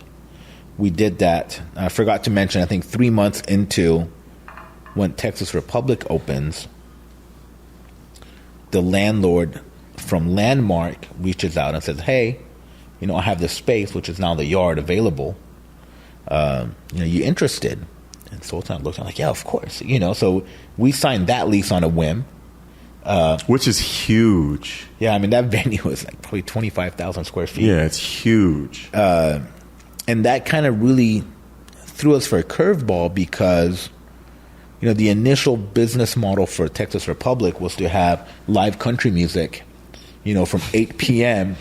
until 11. And then 11 o'clock, you flip a switch and it turns into the party bar that it is now. That was what was on paper. That was the goal. Did you ever run that play? We did for the first couple of months. If you go back to our grand opening at Texas Republic, we had a country artist, for the grand opening. Okay. We had Josh Weathers, and, we had Mike Ryan, and you have these big country guys, and we're selling 600 tickets for an 8 o'clock show. 11 o'clock rolls around, the artist is done, lights go down, then you have a DJ, and once we had the opportunity for the yard, that kind of changed things, and we moved all of our live music programming over to the yard. Okay. Was that in the plans when you guys decided to take on the yard? Was it like, hey, if we do this, we can take this and bring it over here? Correct. Okay, so it was part of the plan. Yes. Okay. But the yard was never in the books, until, I think we opened up the yard in March. We signed a lease in, I think, November or December. It just happened so quickly. So, we had the yard, we had Landmark, Texas Republic, Playground Dallas, right around the same time that we were doing Texas Republic Fort Worth, we rebranded Avenue into Theory. So Theory and then the Cutie Pies. Then the pandemic hits, which everything shuts down. Mm-hmm. We're at home, and I really enjoyed the time being home with my family. Mm-hmm. It was great because all the businesses are closed. So I don't have to be on my phone. Yeah. And for the first time in my adult life, I can remember not having to be tied to a phone. And, just at home. And, I get this email about this spicy chicken place in California. And I'm like, man, this hot chicken craze will just not go away. I'm like, how hard could it be, Yeah. So I start messing with it. I call Sultan. I'm like, listen, have this idea for a Nashville hot chicken concept. We'll do it as a ghost kitchen concept, and we'll run it out of our current bars. It'll give the kitchen guys a reason to come to work. This is during COVID? This is during COVID. Okay. We're like, we'll get these guys to come to work, and we'll open up this chicken place out of, Texas Republic Fort Worth, because it has the bigger kitchen. And we'll do it out of Playground Dallas, and it'll give us a way to keep paying our kitchen guys. Yeah. They're the ones typically with the families. They're the ones that really need the help at this point. And we start messing with the recipe. Time out. So I want to acknowledge two things. Number one, you guys are trying to find a way to support your staff. This grew from how can we take care of our people? That's kind of where it all started. Sure. The second thing I want to acknowledge that you weren't going to say, but I will say, to commend your guys' train of thought. I remember when COVID first hit, and just acknowledging the mind you guys have, and you and your team, the adjustments you made to continuously prosper through a tough time was insane. I remember showing up one time to talk to Adam, and you had bought like 3 freaking pallets of toilet paper during COVID, and you were just like, if anyone needs toilet paper, I got you. I remember this, and I remember you guys were doing like mobile to-go bottle services, and some big swole guy was bringing the bottle girl so she was safe, so they could pop a popper in your front door and give you, I swear I get mixed up, it was like a bottle package that came with like 12 rolls of toilet paper. Yeah. I mean, the mind you guys have is going to go very under notice, because you guys are so good at what you do, and you have so much experience. And not only just the experience of, hey, I've been doing this for a while, but the experience that I've been doing this on so many different playing fields and so many different avenues and so many different, venues, that it's natural to you now. It's natural to you in Sultan. It's natural to the team. It's just what you do. But to the normal person, most people, especially through COVID, were just kind of like, oh, woe is me. Like, this is what we have to go through, and we just got to endure it, and we got to hang on tight. Well, I think you're even starting to dive into the explanation of, like, I have to get through this. I have to take care of my people. I have to make this, work, as opposed to, hey, let's just kind of hold on to the boat. Sure. So, I want to really acknowledge that, because that's huge, man. And I think you've given us a good glimpse that this has been who you've been from the beginning. I mean, you even talked about earlier in the story how you had the train that, hey, I have respect for people, and I want to carry myself right, and I want to make sure my brand goes well. So, in the mix of COVID, you guys, and I remember that crave was starting because Popeyes decided to drop this sandwich, and then everyone was like, like as if spicy chicken sandwiches were new, right? It's like everyone's like, yo, who can make the best spicy chicken sandwich? So how does that turn into, again, you talked about, hey, let's put this in our restaurants. Let's utilize this to, help, boost the revenue to be able to continue to pay our kitchen staff. How does this turn into an entire brand? Was that the way it was always going to play out? Because you didn't just put it in your restaurant. You made a brand, a whole business for it. So I think that was more Sultan. Sultans are like, if you really believe in it, and if you think it has legs, then let's do it right. Let's open 3-4 locations at one time and just hit the market. Doing it out of this kitchen or that kitchen is not a long-term goal. Okay. It'll help the guys out, but by the time we get it going, who knows where the pandemic it may be over. Maybe they'll be back to work. So, like, you know what? Let's try it.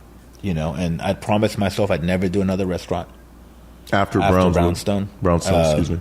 And, I justified it to myself. I'm like, oh, it's only, you only have 2 proteins in house. You have a chicken breast and a chicken tender. It's just very small menu. It's fast casual. And, let's roll with it. So we did our first pop-up in Fort Worth, and just we were blown away by the support. People loved it. So that really kind of motivated us to kind of get it out there. Did you do that one initially as a test, or did you just play out to be a test? No, it was a test. It was intentionally a test. Yep. Okay. And once we kind of got we saw that people liked it. I remember there was a Fort Worth fire marshal, and he was there every single day during the pop-up at Landmark. He'd come for lunch every single day. And to me, when you see the same people come in, day out, it shows to me that you have something craveable. Yeah. It's not just a hype of I'm going to try it out. Yeah. So we rolled with it. We opened up 3 spots. So you physically saw and acknowledged that you were seeing the same people. Sure, of course. Okay. And, I remember when our Plano store first opened, it was the same thing. You'd see the same people in there every day. Literally the same guy. I remember one guy was a construction worker. The opening week, he was there 5 times. Wow. So that kind of gave us the inspiration, the motivation to continue the brand. We signed 3 leases almost immediately. And they're doing great, man. They're rocking and rolling. We were still in the COVID time during this. We're talking 2020 or we're talking 2021? 2020. So we opened up the Plano location in December of 2020. Okay. Why Plano? What made you guys decide Plano? So we didn't want to really be in the heart of Dallas. We wanted to kind of go in the, I don't want to call it the burbs, but there's so many options in Dallas. Yeah. It's oversaturated. It very, very much so. So, the location in Plano was available. It checked off a bunch of boxes for us. Our chicken is halal, which caters to a Muslim demographic as well. Nice. So, we thought Plano would be good for that. Yeah. We opened up and, we did things differently. We spent a ton of money on marketing. We had a great advertising agency that really helped us with the branding and the opening advertising. That was your first time using them? That was the first time using this group, yeah. Okay. And they're the same guys that have done Chick-fil-A, TGI Fridays. I mean, they are... You went big time. We did. And it was different than what we normally do because we typically spend a lot of the money inside the 4 walls. But this time, let's spend the money outside. Mm-hmm. Compared to a Texas Republic, a Hot Chick's chicken costs nothing to open. Yeah. So we'll spend that money on advertising. And, for 8 weeks before we opened the Plano location, we had 7 billboards. Well, let me ask you this. And the reason I ask these questions is because, one, even when I asked the Plano question, Plano to me is a great bet. And I'm sure you guys know it because it's blowing up. Plano, Texas is blowing up. And whatever you can, build now is going to only grow over the course of the next 2 to 3 years. And I'm aware of that. But what I want to really, get into is the mind and the reasoning behind these decisions, the gold that is within your guys' brains. What made you guys decide at that time we want to outsource marketing? Like, what was the thing that made you guys go, hey, let's spend some money outside and bring in a marketing agency? It's such a saturated market, right? So everything else we've done up to this point has been targeting such a small demographic. Typically we go after bottle service, upscale, nightlife driven, and your target market, I mean, it's 20, 30,000 people, for TXR Fort Worth, for example. That's all you're targeting. Now, when you're competing with Chick-fil-A, you're competing, you're going after hundreds of thousands of people. Yeah. And they have so many options. And, as the marketing agency put it, is in order to be able to get your dollar's worth on advertising, you have to be disruptive.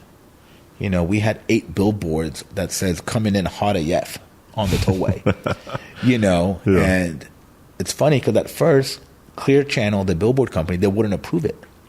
So I have to put an asterisk that AF stands for as fire rather than, yeah. what we think it is, yeah.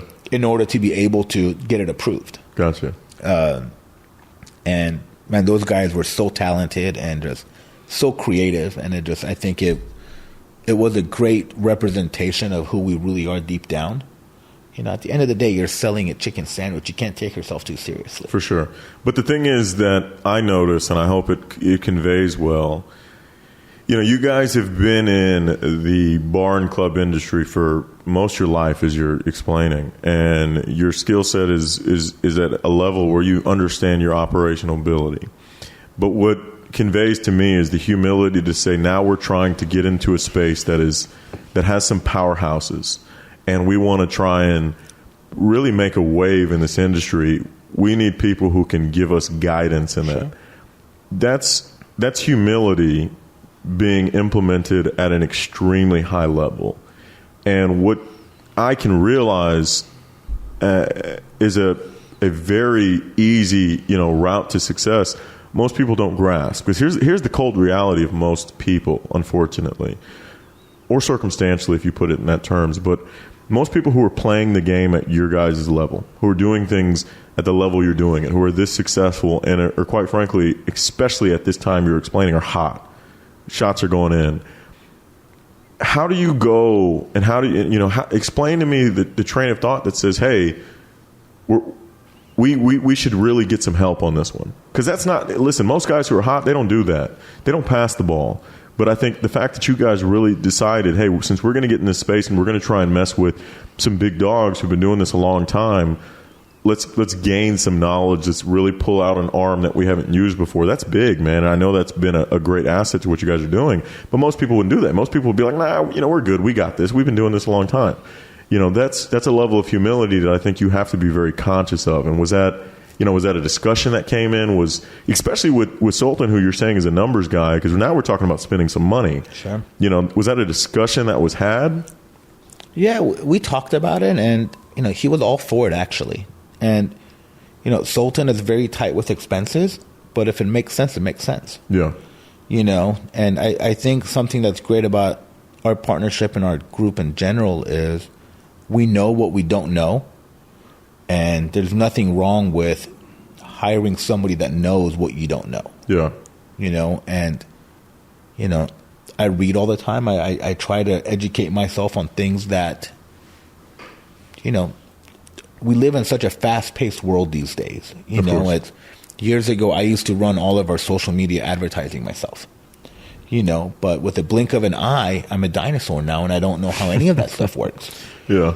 So I'm constantly taking courses, and I'm trying to kind of educate myself and learn how it works now, and there's nothing wrong with asking for help. Of course. But it takes experience to get to the point where you don't need to feel you're doing everything, True story. I've got for my company, my main company, Design Roofing, we have a social media admin. She does all of our posting on social media, our Instagram stories. She gets in and gets the photos from the guys, and she posts, constantly, and she does a heck of a job. She's like TikTok famous or whatever. So, but the thing that I really noticed was critical was, as much as I could do it, my time is more valuable elsewhere. My time is far more valuable elsewhere. And I don't mean valuable in a prideful sense, but valuable to the team, that I'm doing things that only I can do. Not things that, there's a lot I can do, but I would rather spend my time doing things that only I can do. Sure. If I can delegate it, it's best to delegate. And I'm still learning that lesson. And I had, a great conversation with my business partners this morning about it. But it's like, you've got to take your resources and put them in where it best fits. Only the things that Sam can do, only the things that Sultan can do. Where are you best placed? So, I've got a ton of rapid fire questions I want to get into about you guys' mindset, but now we're at this point where, we've rolled out the Hot Chicks, concept. It's doing well. Now we're branching it out, right? This is through the COVID time, right? Mm-hmm. Now we get out of COVID time and Governor Abbott says, let's open back up. How has it been since then? What else has stemmed from that? So since then we've opened Texas Republic Dallas, which, we're so blessed to be in Texas and have such an open-minded governor that allows the businesses to really survive. I think COVID changed the way people will react to dining out, or should I say dining in. It's so convenient to order in. It's so convenient to do curbside. And now it's totally normal. You don't have to go into a Chipotle anymore. And that's norm. Yeah, it is what it is. And so I think with Hot Chicks, we're positioned perfectly for the takeaway market, where we deliver, we offer curbside. And, I don't think people are going to want to go sit inside of a fast casual anymore. Quite frankly, you're more comfortable eating in your car than you would be sitting inside of a Chick-fil-A or a Chipotle. 100%. And I do that with my family. We'll go get pick up drive-through or something, and we sit in the car, and that's where you eat. And you chat and you talk. Yeah. Outside of, I think, what would be considered like a worker's lunch. The worker's lunch, I think, will always be an existent thing. But I think the business of fast food has definitely changed. And I think it was poised to change before COVID really showed how attainable it was. I think it was already kind of getting there, and then COVID became this opportunity where DoorDash started to bring on more people, and more people started to get into Uber Eats. And then it just became so simple that now, you're right, it is the norm, and you guys have been able to change and pivot to be able to do that. Because let me ask you this. So, I've been to the Hot Chicks at Texas Republic Dallas. I'm going to ask about that shortly, and it's an attachment to it. It's a part of that square footage. Is Plano the only standalone location? No, we have also one in Willow Park, Texas, outside of Fort Worth. Willow Park? Mm-hmm. Okay, the small town or what? Yeah, very small town. Okay, nice. So you've got two, locations that are just standalone locations, but the others are inside of your bars, huh? Correct. Okay, and is it easier to manage the ones that are inside the bar? No, they're actually a lot harder. Really? Yeah. Because the other ones are its own entity. Yeah, I think once you combine your late night business with a 11 a.m. restaurant business, it causes a lot of challenges, and your employees' mindset are very different from the guy who's working at 1 a.m. Than the guy that shows up at 10 a.m. to prep for Yeah. So that's challenging. We're blessed. We have a very strong culinary guy on the Hot Chicks side, and we have very strong management on the Texas Republic side. So, it's working, but it's definitely a lot more challenging than the standalone locations. Gotcha. So now, you and Sultan have become, at this point, very good as a team. Two-man band, and I understand, and I think we all understand in this type of business, you got a lot of other hands and a lot of other people involved, but the vast majority of it has molded into a tandem team, huh? Mm-hmm. So at this point, how many ventures, businesses, endeavors do you guys, share together? Man, that's a tough question. I think we have 19 LLCs, if I'm not mistaken. 19. I think so, and honestly, it may be a little bit more, maybe a little bit less than that, but there's a lot of them. And for us, we're very nimble, so we'll create a business from something, and it grows and it grows, and it's like, wow, this is sometimes our little side businesses will do as much or more than our core business, and it's just interesting. We have a company called Nightclub and Bar Supply, and we import stuff from out of the country for the nightlife. Yeah. And that's been one of Sultan's pet projects this past year. And so and I've seen it, but I want to ask so we can all hear it. When you say you're importing in things for the nightlife, give us an explanation as to what we're talking about. So, for example, the poppers you see in nightclubs. Like the confetti poppers. The confetti poppers, yeah. Not just our nightclubs, but if you go to almost any one of our competitors, chances are those are coming from us. Because you guys needed them, wanted to outsource them to reduce your cost on it, and then it just kind of popped up that, hey, maybe we can just buy quite a bit more and then start to sell them to the local people. That's exactly what happened. We would have the stock, and you would have all your friends call you like, hey, can I buy a case of poppers from you? I'm out. And I'm like, okay. And then as it kept going, and it just happened, and that's all, props to Sultan. That's been his little pet project. Because essentially, if you were bringing them in already, and again, you guys are smart. You wanted to get it, direct, so you could save on the middlemen. The only addition that was required is, finding a warehouse, huh?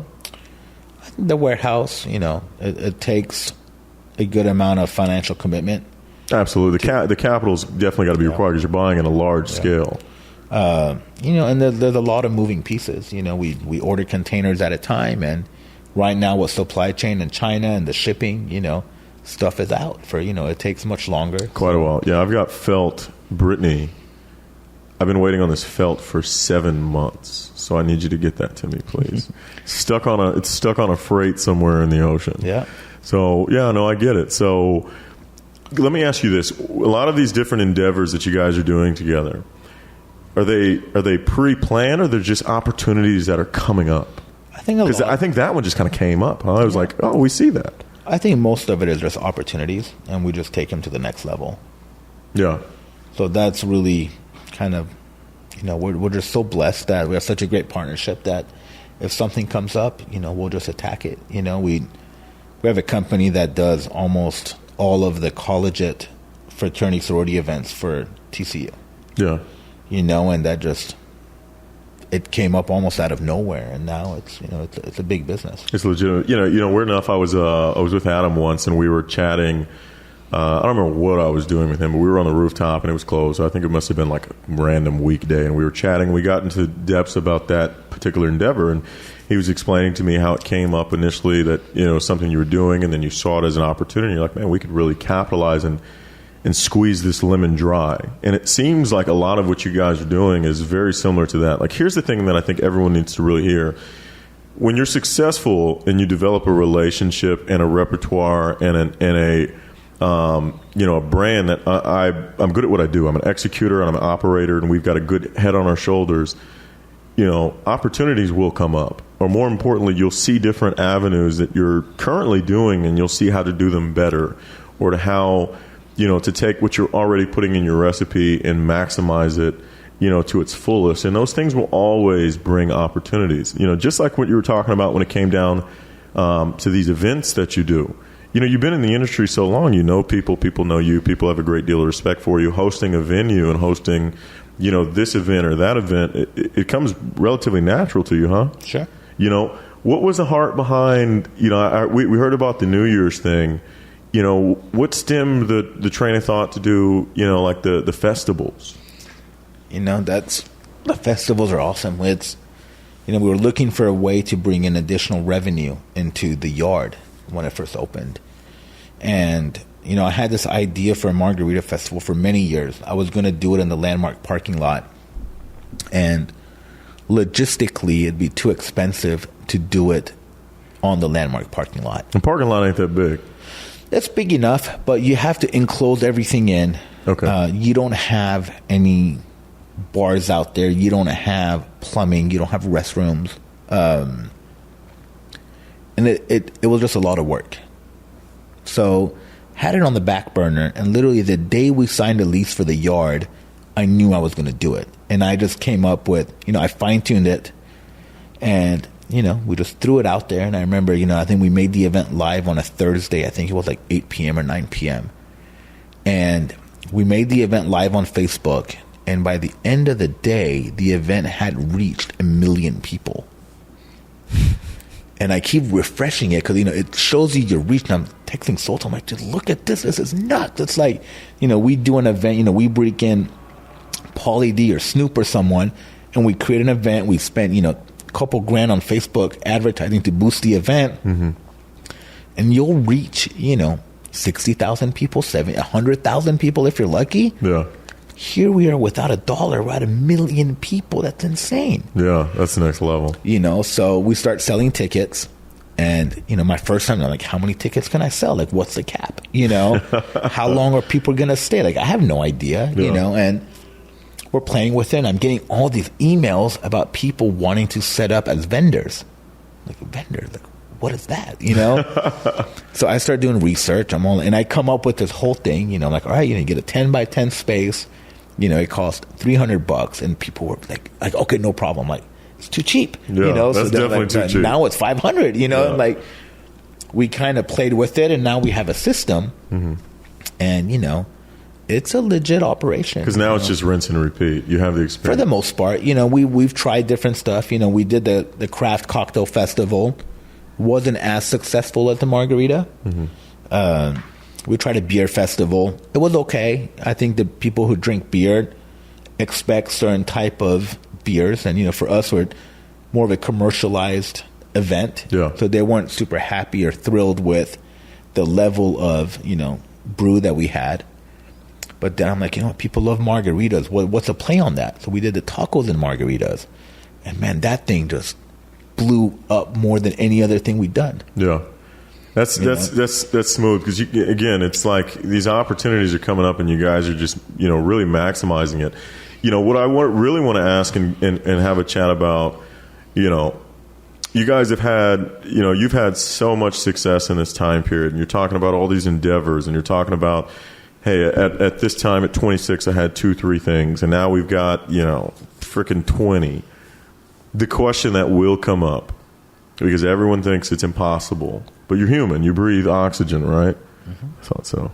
You have family, right? Sure. Wife, 2 kids? Yep, that's right. So talk to me about how you can get all of this done while maintaining a healthy family life. Like, how is that possible in your life?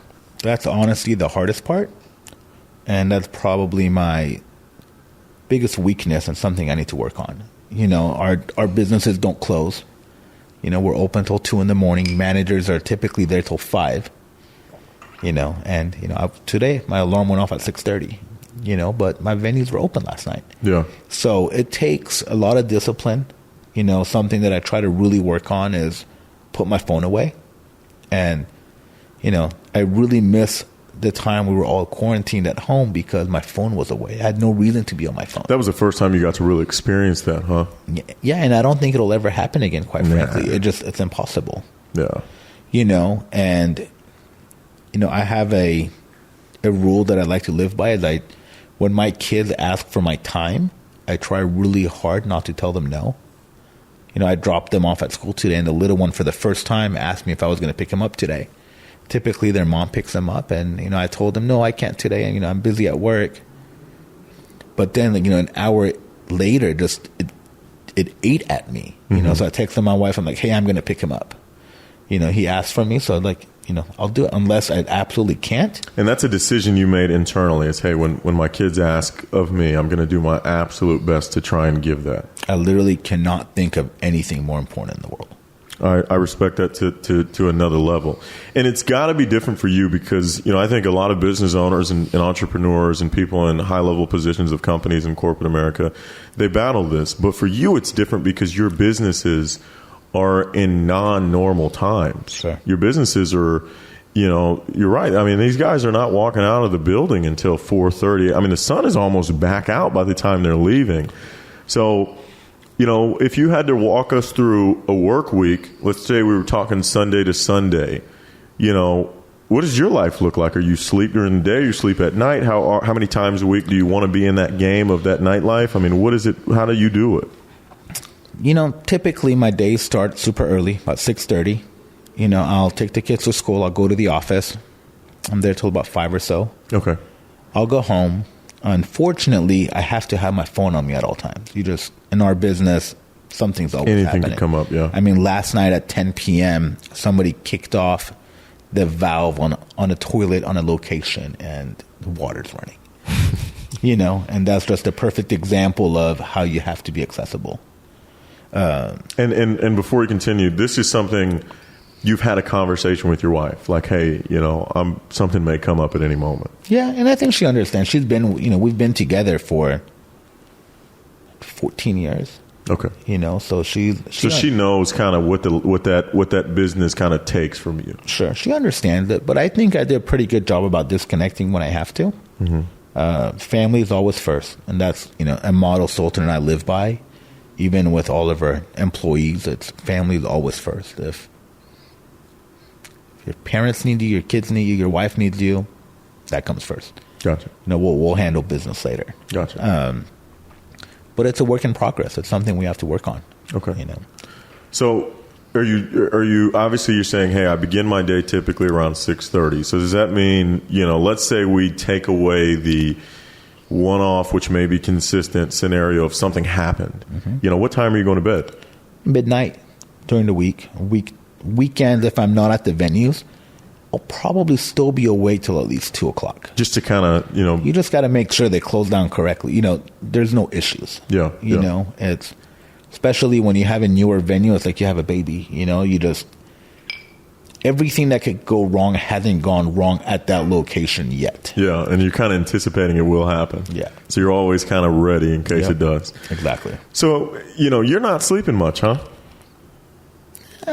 I think I sleep okay. I mean, 6-7 hours a night. That's okay. Which is funny because that's what we in the entrepreneur world say is normal. But the random normal person says that's not normal. Yeah. But you just kind of get used to it, huh? Yeah, I think so. I mean. Okay. So you're up 6:30, you're getting into the office, you're leaving the office, you're working, a random typical office day, 8 to 5, 9 to 5, 7 to 5, and then you're getting out of there, kind of spending a little bit of time with the family, and you're kind of what I would say is on call. You're on call in case something comes up. How do you kind of decide, when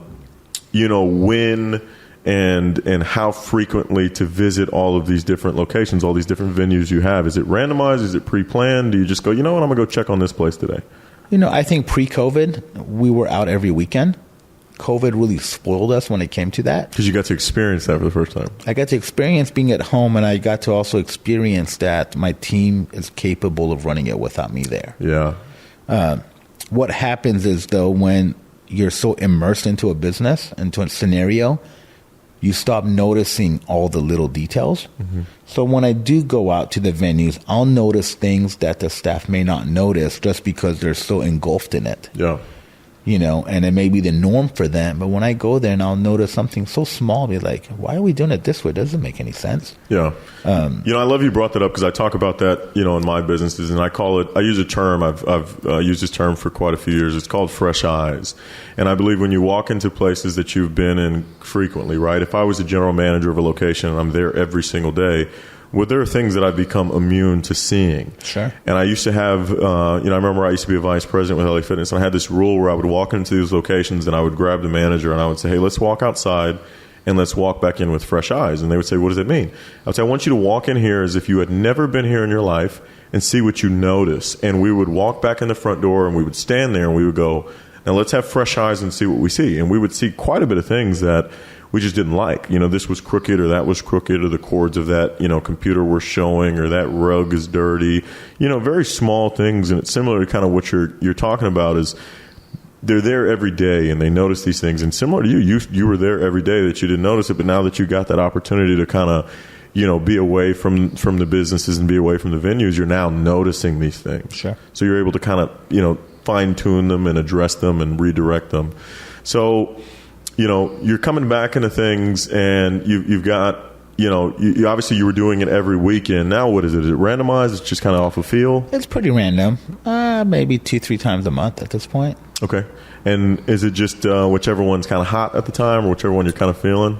I think it's whichever one needs the most attention. Okay. Typically the newer spots need the most attention just because, like I said, everything that could go wrong hasn't gone wrong there yet. Yeah. A place like Landmark or Texas Republic Fort Worth, they've been through almost every scenario. Yeah, that they're kind of prepared for it. They're prepared for it. There is a basis of what to do. There's a history. Yeah. Once again, Landmark had a small fire, a few weeks ago. That was the first. A fire? Yeah, Landmark is closed right now because of a fire. Like a legitimate fire? Yeah, a legit fire, yeah. Wow, I didn't know that. Yeah, we had an ice machine malfunction. While it was open? No, luckily not. It's funny because the night before we had a big event, we had about 700 people there. And about 10:30 a.m., something happens with the ice machine. Mm-hmm.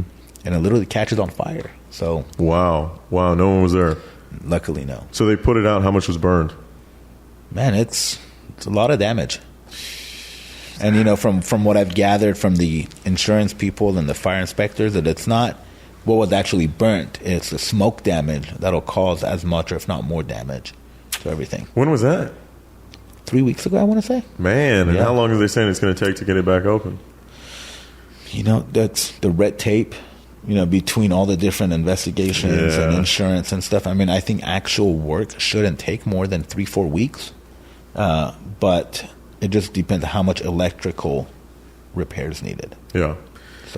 So talk to us about, the umbrella, we'll call it the umbrella brand you have, which is the Sameni Group, right? Sameni Group, excuse me. So the Sameni Group is just a group of companies that I personally own. Mm-hmm. Most of our nightlife stuff falls under the SS Hospitality. Okay. And SS Hospitality, is the umbrella that we kind of put everything under. For the most part, yeah. There's different umbrellas under. Yeah, there's trees to these these branches to these trees. Yep. Okay, so at this point, the vast majority of the endeavors that you have, is it really kind of you and Sultan? So, there's a bigger group. There's 4 of us in that group. And, we're the primary owners of One Entertainment, which One Entertainment is the owner of all of our nightlife brands. Okay. 4 guys, we each have different percentages in each of the different concepts. Mm-hmm.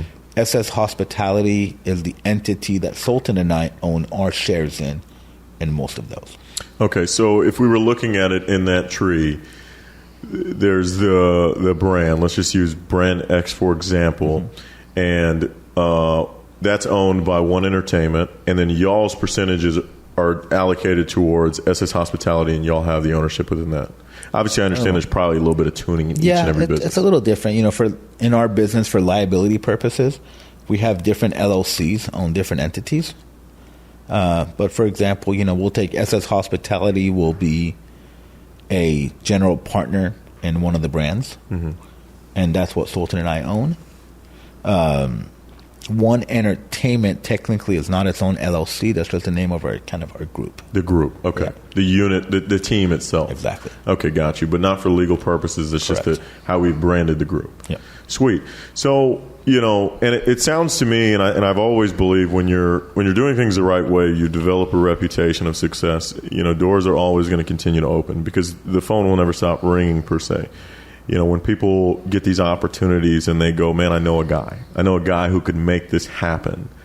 At this point, you guys are in so much and your hands are on so much, and it's got to be relatively exhausting, juggling the professional world and what you do, and then, the personal worlds that you guys both in the group all have families. Sure. And you all have, lives.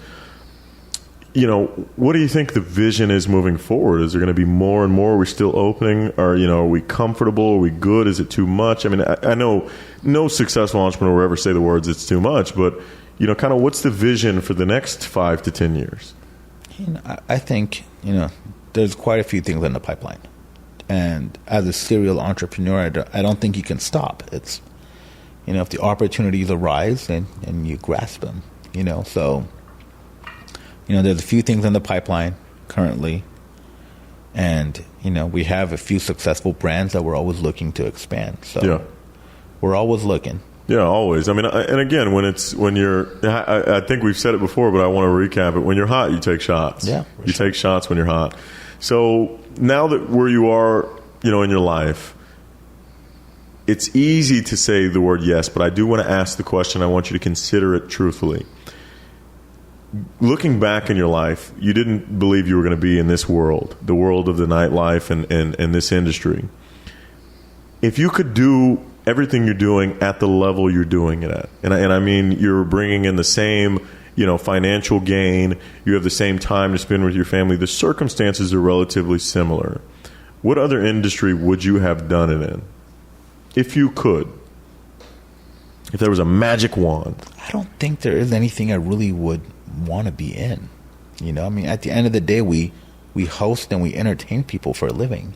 Doesn't get much better than that. You come in there and, a couple weeks ago, I dropped off my sons at school, and, I'm wearing joggers and tennis shoes, and I see these guys, walking there in suits and ties, and which I respect, and I think that's awesome. But I'm so blessed to be able to dress how I want. I don't have a schedule. If I want to take today off to go pick up my son because on a whim he asked me if I'm going to pick him up, I will. And the freedom is what's amazing about what we do. We're able to juggle things to be able to prioritize what you need to get done now. Yeah, which is something you can't trade out for any amount of income or success. I mean, I couldn't do that if I was a brain surgeon. I couldn't cancel my operation at noon to go pick up my son. Yeah. It gives you that flexibility to really prioritize what's important in your life. Sure. So, where you are in life now, because, this is regardless of, I believe even if you were able to put everything on autopilot, you have currently great leadership, you have great management, you have great people in place and position to, really filter what you guys are doing. And I'm good friends with a lot of them. They're great at what they do. but it's still a child of yours. It's still a baby. Sure. It still gives you, calls and questions and gray hair, and you may not know the answer now, but what's the end game? I don't know. And you're still young. The end game could be, 30 years from now. I think the end goal is for it to be on autopilot and to have a team of people that really get your vision and can execute like you would execute yourself. When I'm 50 years old, I don't want to be the guy in the nightclub. Yeah. I barely want to be that guy now. So, I think it's having that team that could really execute your vision. And once they get it, they get it. And, we're lucky to have a few of those guys on our team that, they get it. Yeah.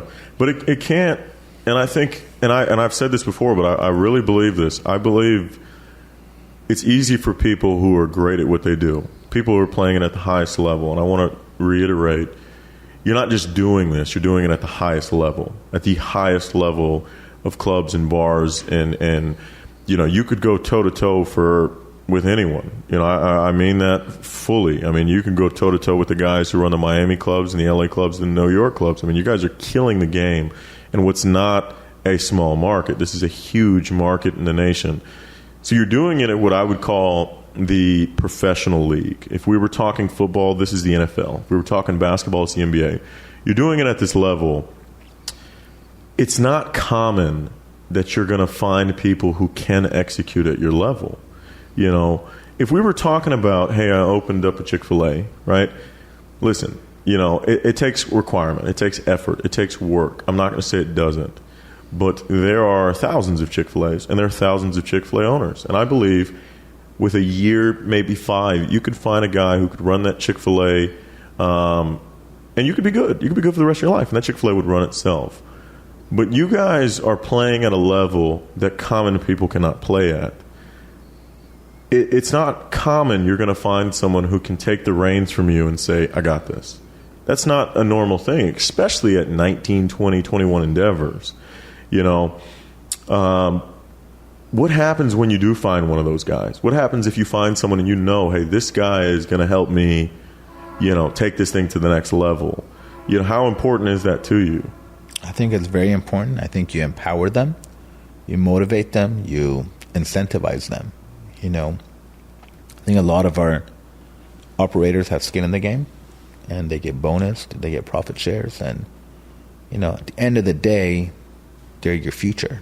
And I don't think that we can't find anyone that can execute the way we want them to execute, but we're also always there to guide them and to kind of point out what we see that they may not see. Yeah, your influence is always a part of it. Yeah, and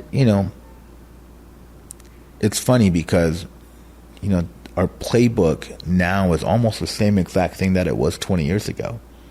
It's about making people feel important and welcome, and that's all it is. It's all the bells and whistles you can do to make them feel special, but at the end of the day, that's really what it comes down to. Yeah, what it boils down to. And again, I can attest that I've been a part of it. I've got the opportunity to witness. I've got the opportunity to see.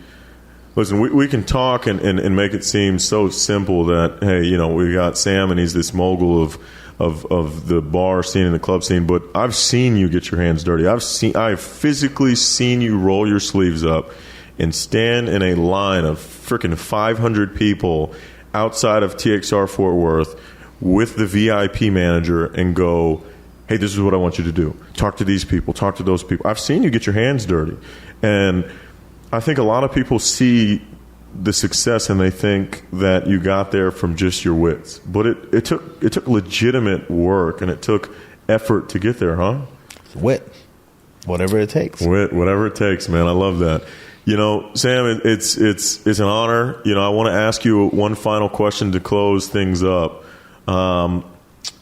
If there were advice you had for someone, not necessarily just in your industry, but advice for someone who was trying to build their career, build their success, build up what they're trying to do, what would you say is going to help them change their life? Grit, motivation, positivity. I'm a huge fan of being positive. Even the days where I would wake up at 8 a.m. with, the email from the banker, by noon, however which way I found the money to cover that day's checks, I was positive. I was going to make it change, and I was going to make it work, and I was going to make it right. You don't get anywhere being negative, feeling sorry for yourself. That's bull. I don't believe that. Mm-hmm. And if I can do it, if I can climb myself out of that hole, anybody can. Nothing was handed to me. I was not, It's so funny. A lot of people say, oh, you're just a trust fund baby. And, you were given I wasn't given anything. I was given hardworking parents. I was given people who empowered me at a young age. And I just witnessed them hustle. And I just I grew with that. So, I just believe in hard work and I believe in grit. And you got to see what it took and you applied it into what you do. And that helped you continuously level up. And I think one of the things that got you to where you're at is you never stopped. You still haven't stopped. Even when I asked you what's the end game, you don't know because you haven't stopped. You have no interest in stopping. I don't think I can. And it's in you. It's innate to you. Yeah. I want to ask this follow-up question because I've asked this to a few people. That grit that you have, that fire that burns in you, that thing that says, what's next? How can I maximize this? How can I double that? How can I triple this? Do you think that is something you must be born with? Or do you think you can learn that?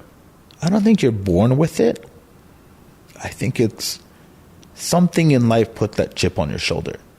And you just have to prove to people that you can do it and prove to yourself that you can do it. That's always been my biggest motivator is, I was doubted. I was the underdog. And I just, to me, that's what drives me.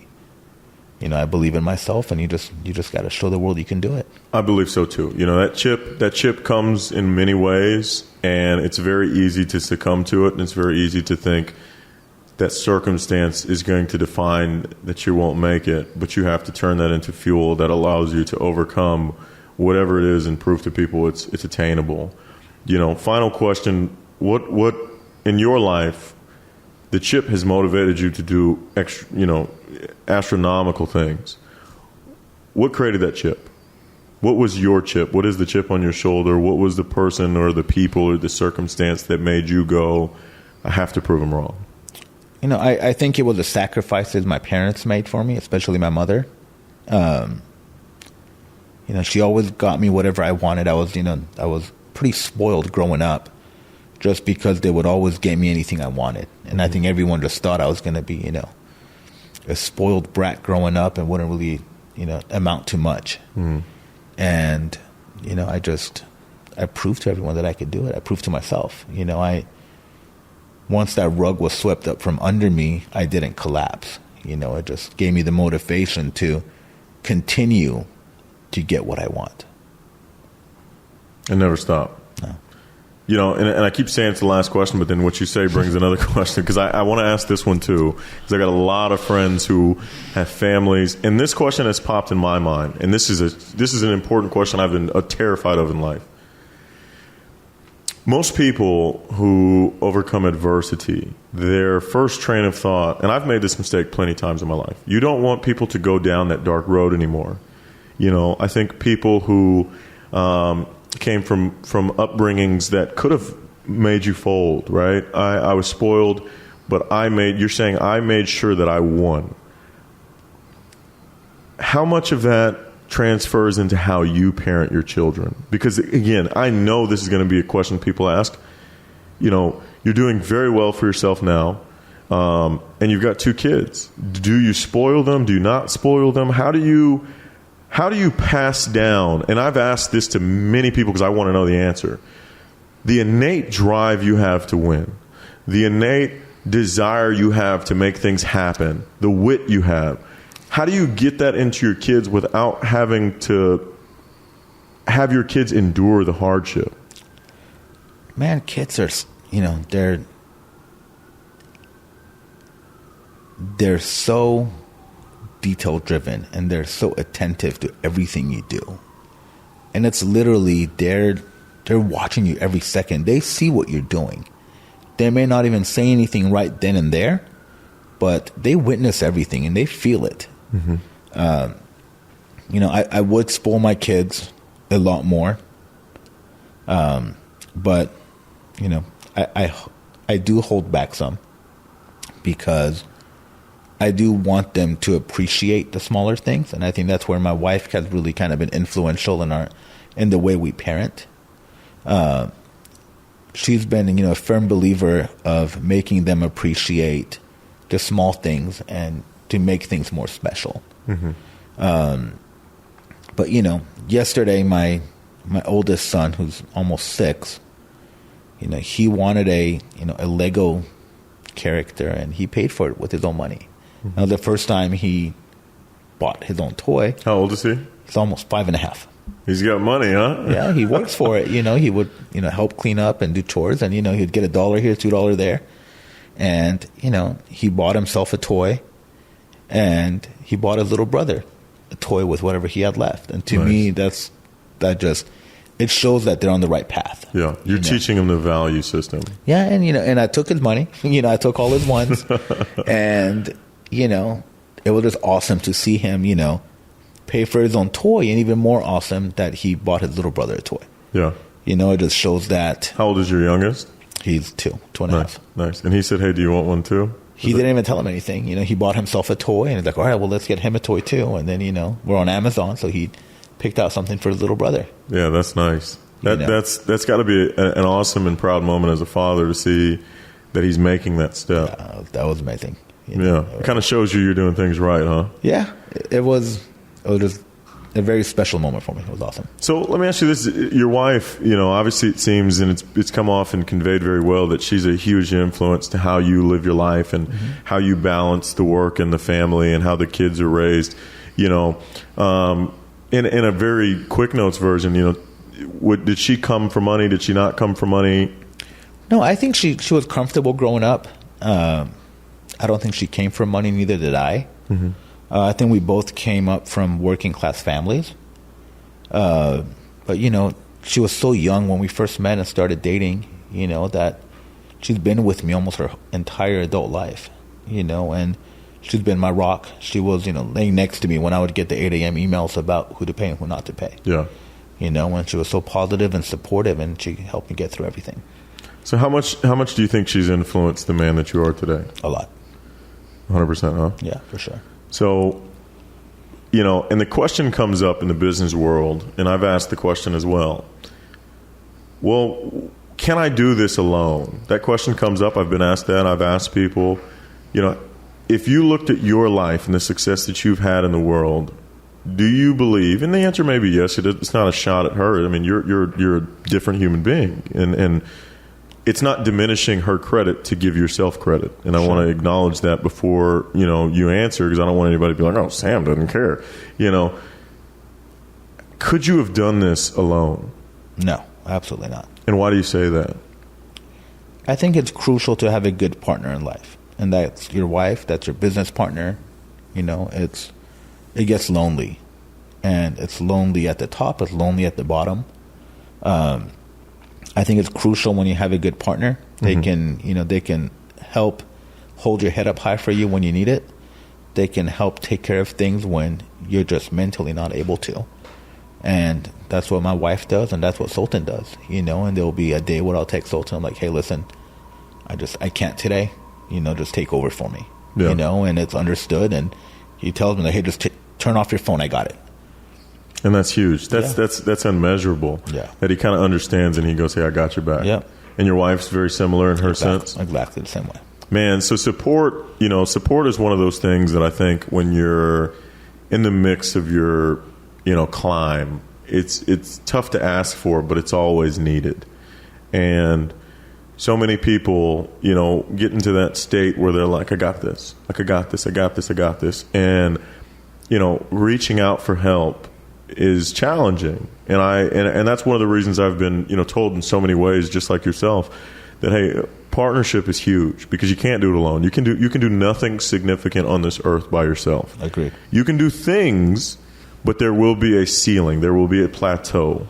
To do things very significant, you've got to have a team, and the home front is equally as important as the work front, because it allows you to balance your stress levels and your way of life to be able to continuously come back recharged and refocused.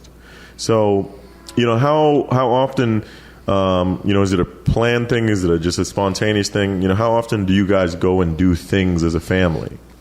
A lot. More so than a lot of people in my industry. I make spending time with them a priority. We every day, we always eat dinner together. That's at the table. We all sit. How's your day going? We chat. No TV, no phones at the table. That's a rule you guys made. Yep. So when you get in everybody's dinner, you're not allowed to have it. You guys have said that out loud. Yep. Okay. We hang out a lot with each other, and we enjoy each other's company. Just quality time. Yeah, everything from going out together, movie nights at home, or we just spend a lot of time with each other. Started a 1,000-piece puzzle yesterday. It's just the family life. You're doing a puzzle? Yeah, man. 1,000 pieces. I had no idea how small those pieces were. That is a ton of pieces, man. Yeah. I think I've done a puzzle once in my life, and it was like 200. Yeah, this is my first. So, what is it a picture of? Man, it's a bunch of different Lego figurines. So, I'm good on that. Yeah, I'm good. Your son picked that one out? I actually got it for him, so I didn't realize how small each individual piece was going to be. Did you know? Have you ever done a 1,000-piece puzzle? I have never done a puzzle. You didn't realize 1,000 is a different. Yeah. I had a buddy did a 1,000-piece puzzle. He said it took him 2 months. Yep, I believe it. Just heads up. Okay, well, Sam, I want to ask you this, and I know I keep doing this, but this is the last one. Last question, rapid fire question. If you could go back to 18 years old, and I know I've asked this one, but this has nothing to do with your success. This is just a rapid fire question. If you could go back to 18 years old, and I asked you, what do you want to be when you grow up? What would it have been? 18 was a lawyer. A lawyer? Yeah, 18 was a lawyer. That's just kind of what you always thought you were going to be. Yeah, my grandfather was a lawyer. Huge fan of John Grisham and all his books. So growing up, that's what I wanted to do. Was going to be a lawyer. And right now, if you were a lawyer, how would your life be? I think it'd be pretty good. Yeah? Yeah, I think I would enjoy it. You'd be good at it? I don't know. I'm not very confrontational. I don't have the energy to sit there and debate or argue with people. I'm a huge believer in people have their beliefs, and they can have their opinion. I'll have mine. Yeah. It's kind of hard, being in the position that I am. I'm not used to sitting there and debating with somebody to try to get my point across. Yeah. You're more of just, I have the experience and I want to apply it. I mean, we just, Because you're in a position now where there are times you got to be the bad guy. Yeah. We make a lot of decisions on the fly. And I've always been a firm believer that you'll lose more by indecision than the wrong decision. Nice. So. Nice. Yeah. I like that, man. Well, Sam, I appreciate you. I want to say it once more before we close. I've watched and followed and been a part of your group for quite a while, a few years now, and I have admired and been inspired by you for years. And I want to say that to everyone. I've watched you and how you guys have moved and how you carry yourself. And, I've got a lot of very successful friends, but when you see a guy at the level you guys are at, when you see someone show up and do exactly what you've explained tonight and make people feel special, make people, you go into your businesses and you do exactly the saying we've used in the business world is shake hands and kiss babies. But typically what that means is you're kind of like, but you really go in there and you shake hands and you smile and you wave. And, I went to the grand opening. You guys were there and you were talking to people. And the fact that even at the level you're playing at now, you go into these places and you get down to the level of your guys and they love you and they support you and you take them out on these events and they genuinely feel a part of something. You didn't rise to the occasion and have this separation between you and them. It's like we are doing this, and that's translated into so much success because people, I know your people, and they would jump out that window if you asked them to. And that was one of the reasons why through these years I've vocalized to people and I've vocalized to you and I've vocalized to everyone. I jump out that window. Thank you. And I've got a great deal of respect for you, man. I can't tell you how much I appreciate you being on the podcast with us, man. And, thank you so much. And for all of you guys, if you ever want to go visit him, give us the number one place we should go see. What city? Give us the number one place we should go see. The one. Man, I think Texas Republic Fort Worth is the monster. That's the one. Honestly, no BS. That's what I was going to say. Texas Republic Fort Worth off Fott Street that's the bad boy on a Saturday night. That's the monster. Well, Sam, I appreciate your time, man. Thank you for so having much. me, Kevin. Appreciate it. Thank you.